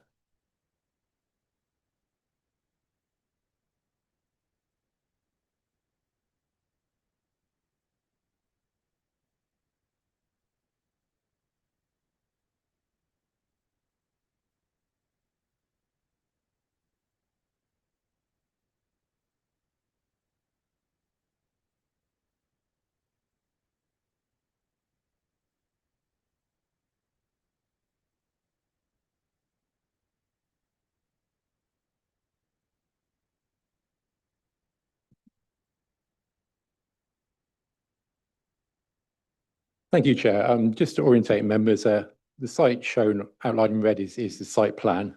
It is the 4th reserve matters application for the Dallington Grange SUE and it forms part of phase 1 of the site. And if we look at some of the surrounding features, to the north, we've got the railway line here. We've got the new Northwest Relief Road, which is now completed, that runs along here and joins up to the part constructed by the council, which terminates here. Further to the north, we've got the area of Kingsthorpe of Northampton. You've got Harleston Firs located here. The Lodge Farm Industrial Estate located to the south here. And this is the Kings Heath housing estate.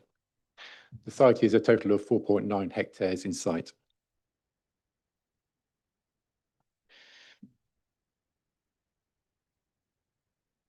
So just run on to the constraints. The site is located around this part of the area of the plan here. The areas in green are local wildlife sites. The green lines represent the bridleways that run around the periphery of the site and through the site here. And you've also got a footpath here. And to the north of the site, you've got the flood zones just between the development site and Kingsthorpe.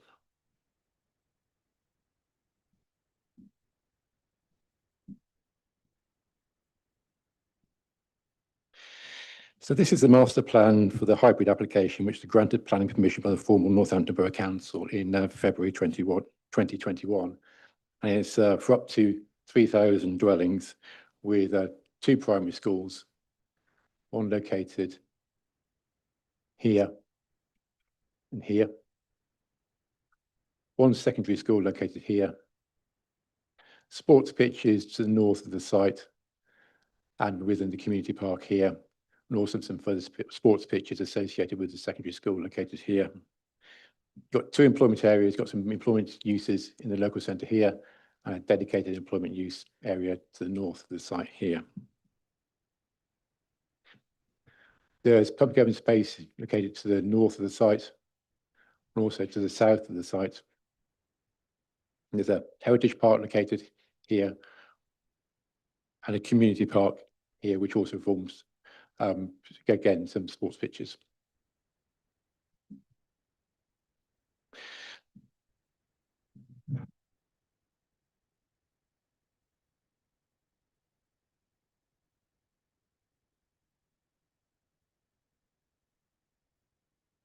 The area we're looking at today is area 1B, which is this area here. Phase 1A here, and this area with 1B here has also already got reserve matters consent. We've also granted reserve matters consent to this area here of 2B. We've got an outstanding reserve matters consent in for part of this site here, and another part here, which will be coming to committee in due course. We've also got a reserve matters application for the public open space located to the south of the site, another one for the reserve matters to the north of the site.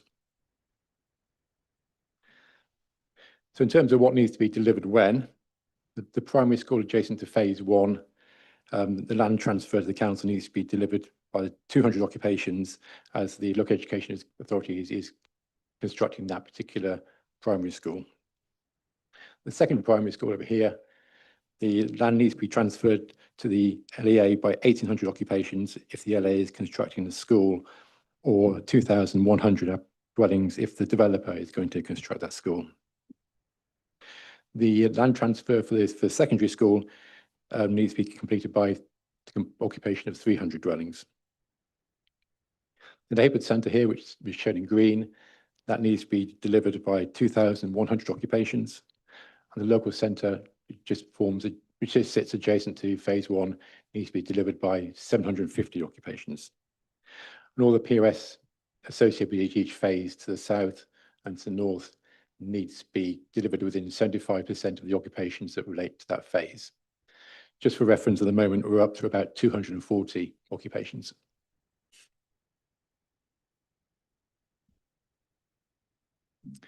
So this is a site photograph taken from the Northwest Relief Road, and it shows the site, and you can see it slopes quite gently from the north towards the south. On the right-hand side here, you've got Barrett's phase 1, which you can see the dwellings in the distance there, and Persimmon have just commenced on their phase here.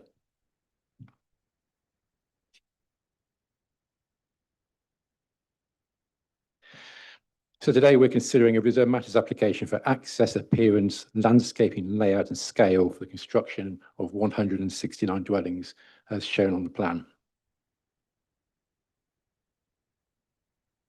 In terms of the free market housing, there's 48 two-bed houses, 57 three-bed dwellings and 45 four-bed dwellings. That gives 150 total free market housing, and there's 19 affordable dwellings. In terms of densities, the lower densities is located toward the periphery of the site, towards the northern fringe of the development, and on the western side, which is adjacent to the public open space, which is created by the easement through the site. There's some clear road hierarchies. You've got the main road, which runs to the south of the site, which is the main spine road through the development, and that has a 3-metre wide cycle path to the south side of it. And then you get into the lower order roads as you go in towards the site, and then finally towards the private drives. There's a variety of parking solutions deployed on the site, including garages, drives to the sides of dwellings, frontage parking, which is mainly located centrally within the development, and 2 rear parking courts located to the southern area here. There's also visitor parking located around the periphery of the development in the form of laybys.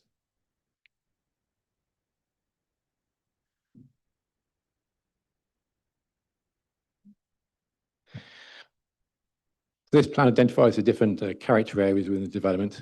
At the top, you've got here you've got the first gateway character area, which includes higher quality materials and a more traditional architectural treatment.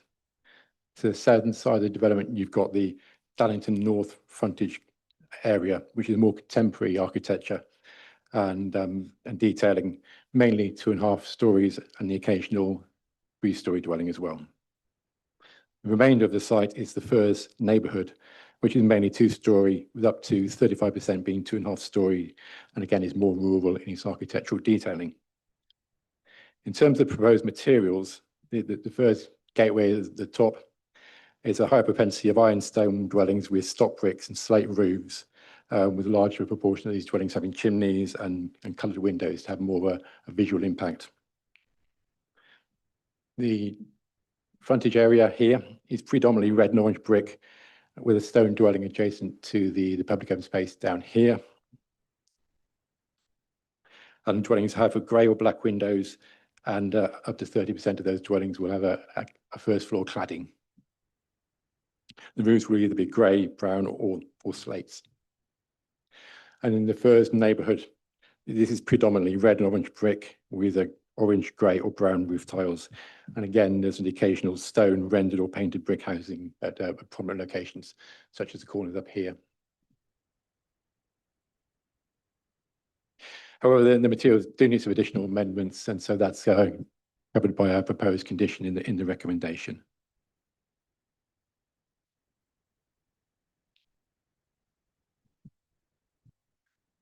So in terms of story heights, majority of the houses on site are 2-storey, as shown in orange here, where you've got the 2.5-storey dwellings shown in blue, and they are sort of located in prominent locations, such as around the public open space, or at vista stops here and here, or along the more contemporary area of the site, along the southern boundary.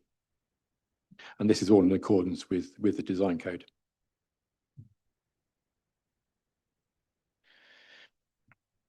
In terms of affordable housing, there's 19 affordable houses in total. There are 6 1-bed dwellings, 8 2-bed dwellings, and 5 3-bed dwellings. That's a total of 11.2% against the requirement in the Section 106 of 6.9%. 70% of the houses are affordable rent, which is shown in blue, and 30% shown in purple are shared ownership.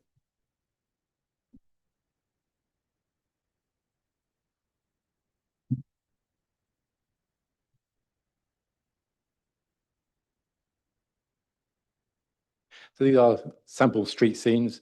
And the top street scene shows the more contemporary area of the site, which is shown on the southern boundary, with the higher 2.5 and 3-storey dwellings located on the principal route through the development. The middle street scene is the gateway, which is the top left-hand area, which is more the most prominent part of the site. We're looking for the Northwest Relief Road, and has a high propensity of stone dwellings with slate roofs and orange stock bricks. The bottom street scene shows the dwellings within the first neighbourhood area fronting onto the Northwest Relief Road, and shows the detached dwellings with a variety of materials, orange and red bricks with orange roof tiles and brown roof tiles and grey roof tiles.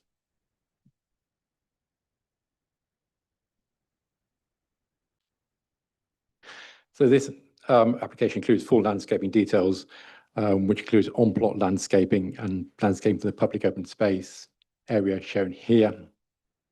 However, the landscape officer has asked for improvements in terms of specifying roofed barriers and using tree planting where shrubs are currently proposed. So that is proposed to be enhanced by a planning condition on the recommendation. So in conclusion, written updates have been provided, and the application is recommended for approval as set out in the report. Thank you.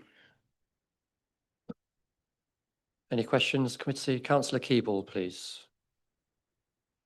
Thank you. There's a couple of questions, also some questions about the presentation, because in your presentation, you said that this was a development with two primary schools and 1 secondary school, yeah, and some playing fields. Now, one of the primary schools is gone, the secondary school has been deleted, and the playing fields, which I was told were the mitigation when the when playing fields were lost in Kings Heath by the construction of the access road that goes through to Mill Lane.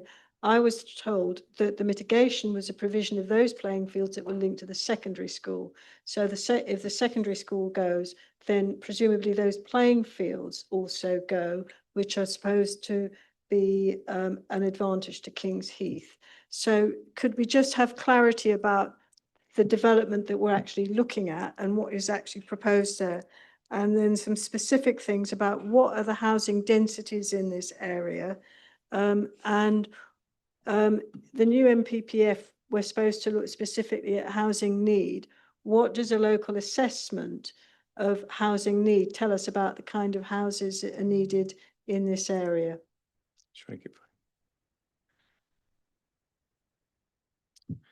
So we've got first primary school here, which the developer has nominated the local education authority to build. So the council is building this school.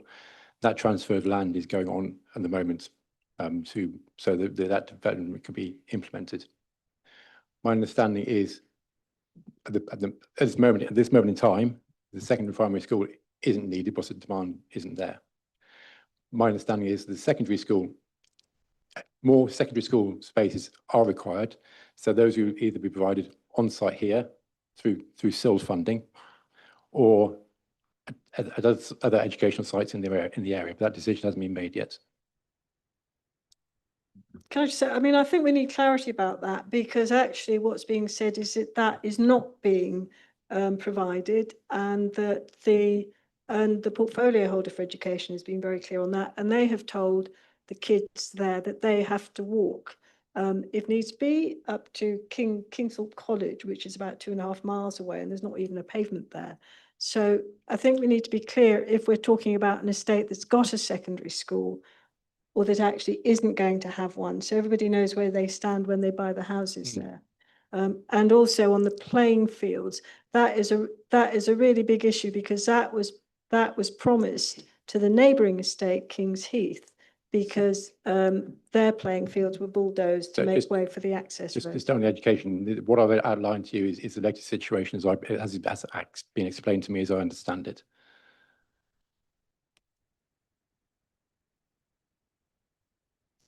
How about the playing fields and the densities and the housing need? Right. So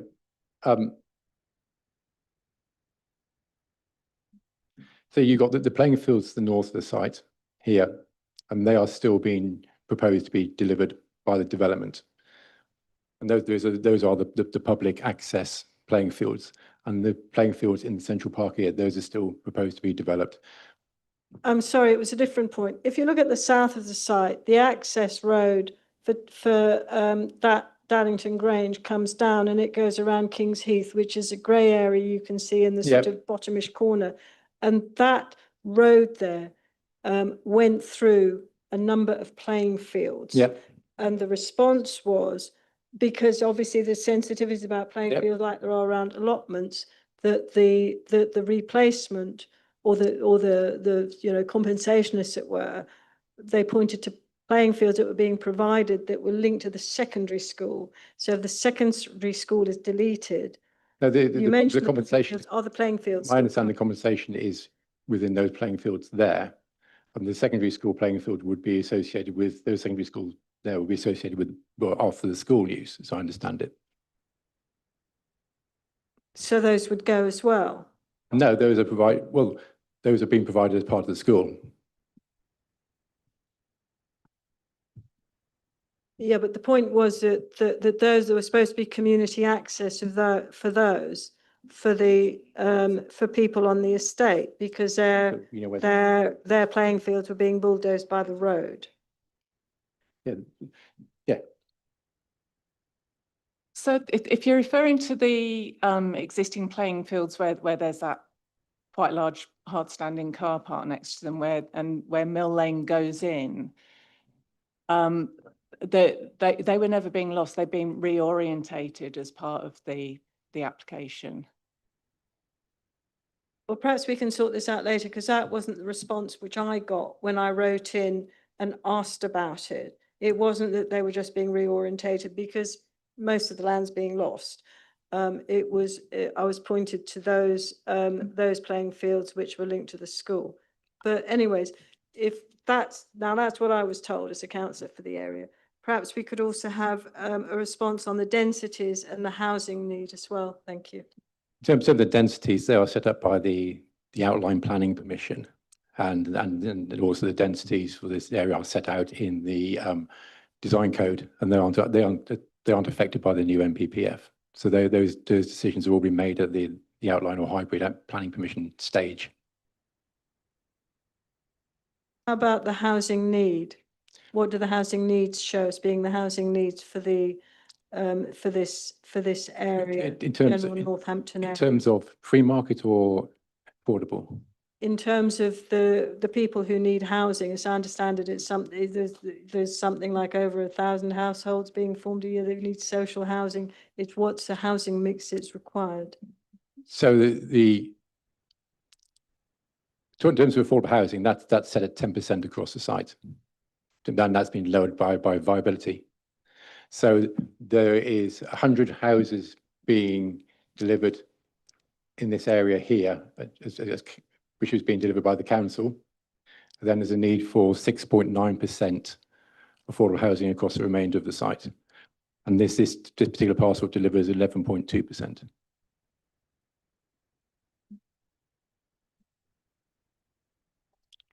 Affordable, yeah, that's affordable, yes. Councillor Pipes? Yes, the proximity of the houses to the main arterial road is that what you said it was? It seemed very close to the road.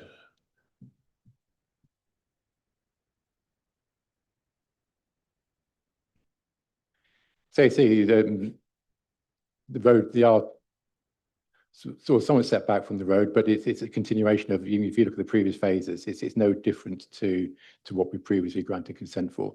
So they do back onto the road with some small areas of frontage area for landscaping or hard landscaping. That's consistent with the design code in the previous phases. And where do people park the cars? Is that in between the houses? Or? So you basically there's the parking between on this area here. You're parking between the houses. Yeah, it just looks very tight. Doesn't it? And there's a couple of rear parking courts here and here, and then there's frontage parking in these areas here. But all the parking layout complies with the design code. Okay, because Highways objected to this development. Is it this particular one we're looking at, or just the Highways did object to some of the road layouts, but now those issues have been resolved. So that highway objection has been lifted now. Okay, cool. Councillor Harris? Yeah, that was going to be my question also, just picking up on those specific objections.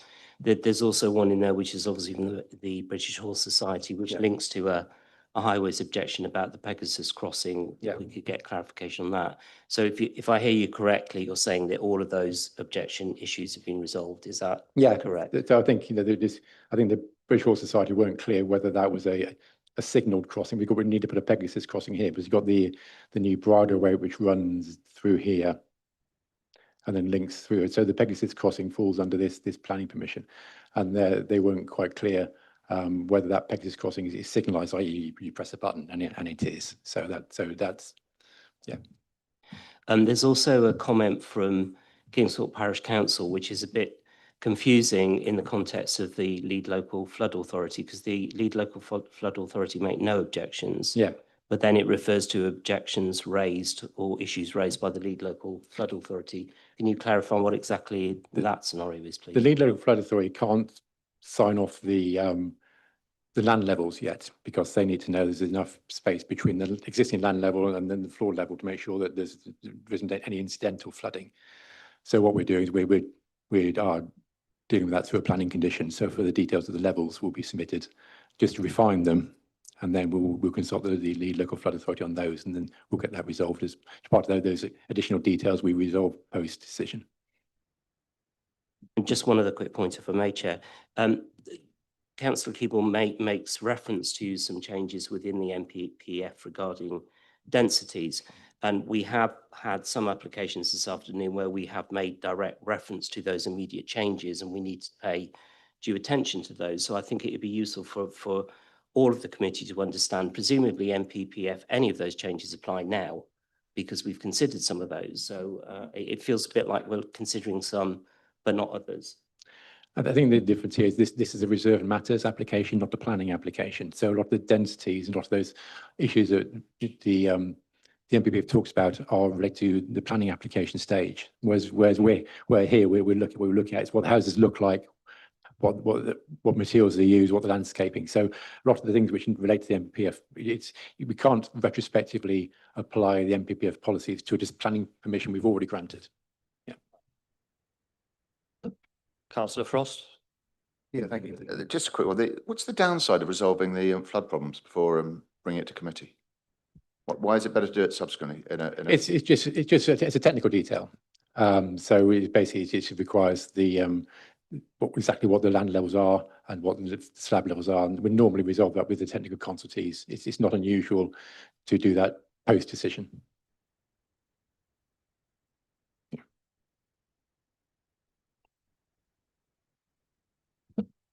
So no more questions. We will move on to public speaking. Can I ask Daniela Wanta, please, to step up?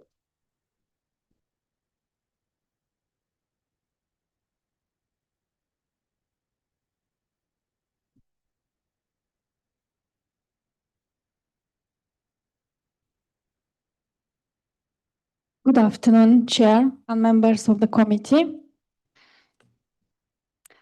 So, in February 2021, a hybrid planning permission was granted by Northampton Borough Council for the Darlington Grange development.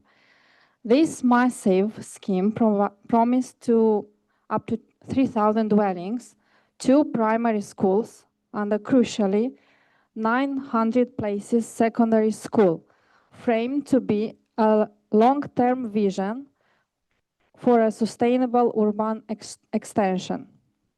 I am here today to object to the progression of these housing applications because the promised secondary school has been cancelled. Without this vital infrastructure, this development can no longer shape a sustainable community. I urge the committee to consider the following planning objections. Number 1, lack of catchment and infrastructure. The 3,000 dwelling development site is currently not included within a sustainable catchment area of any active secondary schools. Number 2, unsustainable travel and car dependency.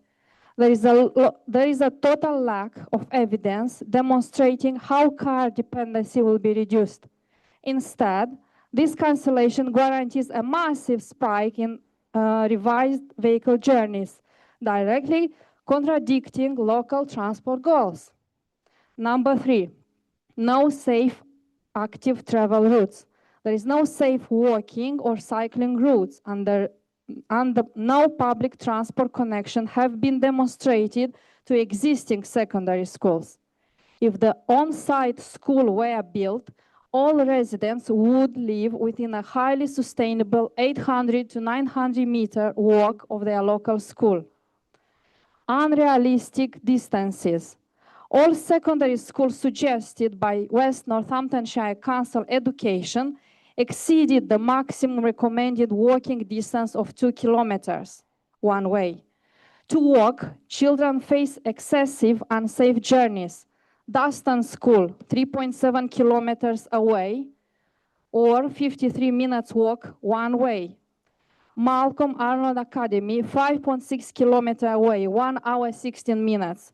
Northampton International Academy, 6.1 kilometers away, 1 hour 23 minutes. And Kingston College, 6.2 kilometers or 1 hour 28 minutes away. Number 5, surrounding overcapacity. The Duston School cannot absorb children from Darlington Grange. It is already oversubscribed and pressure will intensify as another 1,900 dwellings have been granted planning permission as Upton Lodge. Number 6. Lack of Section 106 transparency. The Department of Education and West Northampton Council have failed to provide transparent details on exactly where and how Section 106 financial contribution will be spent. If Northampton West Shire Council and the Department for Education claim the scale of this development does not warrant an on-site secondary school, they must account on how existing facilities can safely expand to cope with the sudden influx of children. Number 7, the risk of overdevelopment. Under the current Section 106 agreement, if the school site is not utilized by the council, the land remains with the applicant. they can simply apply for an alternative use, potentially filling the space with even more houses, worsening an already severe infrastructure deficit. Northamptonshire Council, West Northamptonshire Council's education team may claim that the secondary school is no longer required, but a community of 3,000 homes cannot function in isolation without basic social infrastructure. For these reasons, I object to the progression of this housing development until a viable, safe, and sustainable secondary education solution is legally secured. Thank you. Thank you. Any questions, committee?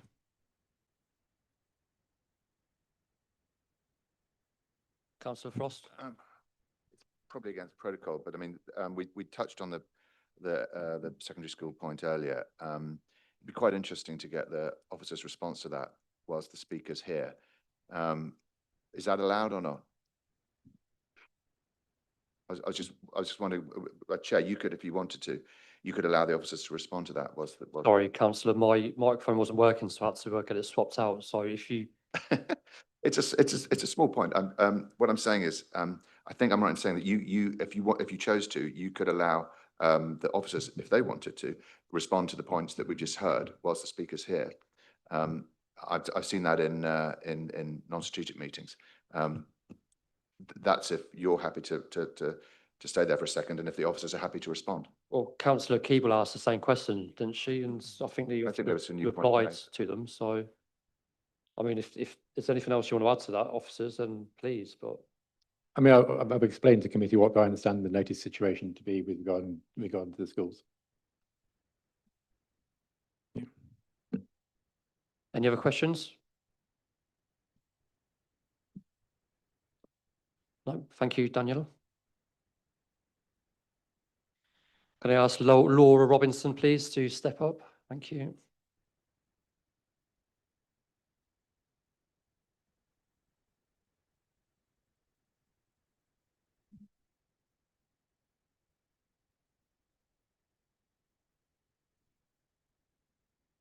Chair, members, thank you for the opportunity to speak this afternoon. My name is Laura Robinson and I speak on behalf of Barratt Homes Northampton in support of this Reserve Matters application seeking approval for 169 new homes at Phase 1B Dallington Grange. As members are aware, the principle of development was established through the hybrid planning permission for the Dallington Grange Sustainable Urban Extension in 2021. This site is also allocated for development under policy N7 of the West Northamptonshire Joint Core Strategy, and the principle of residential development is therefore well established. This proposal has been developed as part of the wider Dallington Grange expansion and has been designed in accordance with the approved design code. It represents the natural continuation of the Barratt and David Wilson Homes first phase of development to the west, which members approved in November 2023 for 273 dwellings. The layout has been carefully designed to integrate with surrounding and future phases of development, creating strong pedestrian and cycle connections, enhancing links to the wider green infrastructure network, and also providing an equestrian crossing immediately to the south. The result is a connected and cohesive neighbourhood that forms part of the wider sustainable urban extension rather than a standalone development. The scheme has been designed to reflect the local character of the area, incorporating natural ironstone and a varied palette of high-quality materials to create a distinctive sense of place. Members will note that development has performed positively against the Building for a Healthy Life assessment and delivers attractive streets, active frontages, and public open space. The proposal before you has been carefully refined throughout the application process. In response to feedback from officers and consultees, the layout and design have been amended on several occasions to ensure compliance with the approved design code, highway requirements, landscape objectives, and crime prevention principles. Members will note that the local highway authority initially raised concerns regarding certain aspects of the scheme. Following revisions and ongoing discussions, these concerns have been satisfactorily addressed, and the highway authority, as the statutory consultee for the highway matters, now raises no objection to the application. The proposed movement network accords with the approved design code and the approach accepted on other approved phases of Dallington Grange. Active Travel England likewise raises no objection. The Council's Ecology Officer is also supportive of the proposals. The development incorporates a range of biodiversity enhancements, including hedgehog highways, 30 bird boxes and 26 bat boxes, together with ecological management measures during construction. Turning to the benefits of the proposal, the scheme will deliver 169 new homes, including 19 affordable homes. This equates to 11.2% affordable housing provision, exceeding the 6.9% requirement established for this parcel through the outline planning permission. The development provides a broad mix of homes to meet a range of housing needs, including family homes and smaller properties. In addition, the scheme incorporates sustainability measures throughout, with every dwelling provided with a 7 kilowatt electric vehicle charging point and PV panels to support lower carbon living. Overall, this is a well-designed scheme that accords with the approved master plan and design code, has been refined through extensive engagement with officers and consultees, and benefits from the support of all technical consultees. We respectfully ask members to endorse the officer recommendation and grant approval for this reserved matters application. Thank you, Chair. Any questions, committee? Councillor Pipes? On the EV charging, say every house has got an EV charging. Are they all on the? They didn't seem like the drives were all right next to the property. Is that possible? It will be every house, yes. So it'll either be to the side of the house, or if it's to the front of the house, usually it's a bollard, sort of.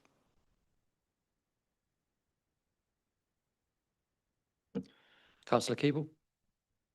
Thank you. The affordable housing prices are obviously pegged to the market prices. Can you say what you expect these houses to sell for? Sorry, Councillor Keeble, before Sian beats me to it, I don't think that's a material planning consideration, unfortunately. Sorry, if the mix refers, the mix of the houses includes affordable housing, it doesn't include social housing. Now, obviously, that's pegged to market prices. So it would be helpful to have some idea of what kind of houses we're talking about in terms of, affordability is always a movable feast.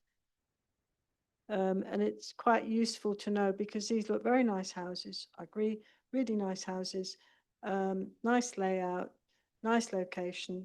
And you just think, okay, so what does affordable look like, roughly? Through you, Chair. Councillor Keeble, correct me if my understanding is incorrect. You want to basically know what type of housing will be affordable, not how many or how much it's going to cost. You want to know if there'll be family housing and bungalows. And are you more concerned about the type of housing that forms affordable housing, or are you concerned about the price in respect of market value? Because if you're about to be the price, I'm repeating what Councillor Packer has just said, price is not a material planning consideration. Thank you. Sorry, Chair.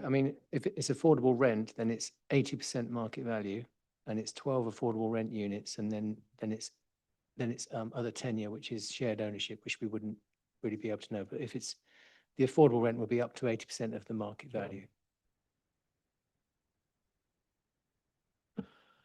Okay, do we have any other questions, committee? No, I've got one. Sorry, Laura. If this is passed today, how many of these new homes could we reasonably expected to be completed within 5 years? We anticipate the whole site being complete within 5 years. Okay, thank you. Anything else, committee? Thank you, Laura. Officers, is there anything you want to come back on? Not this time, no. Okay, thank you. Committee, it's up to you. Councillor Purcell. Chair, I want to be, given that we're talking about a sustainable urban extension here, which means that within the parameters of the development, the normal activities of living can be catered for, i.e. schools, education, leisure, shopping, and so on. I want to be very clear that we are going to have a secondary school for a community of 3,000 houses. Can we be sure that there will be a secondary school for 3,000 houses on this development? which is what was agreed by the Borough Council in terms of it being a sustainable urban extension.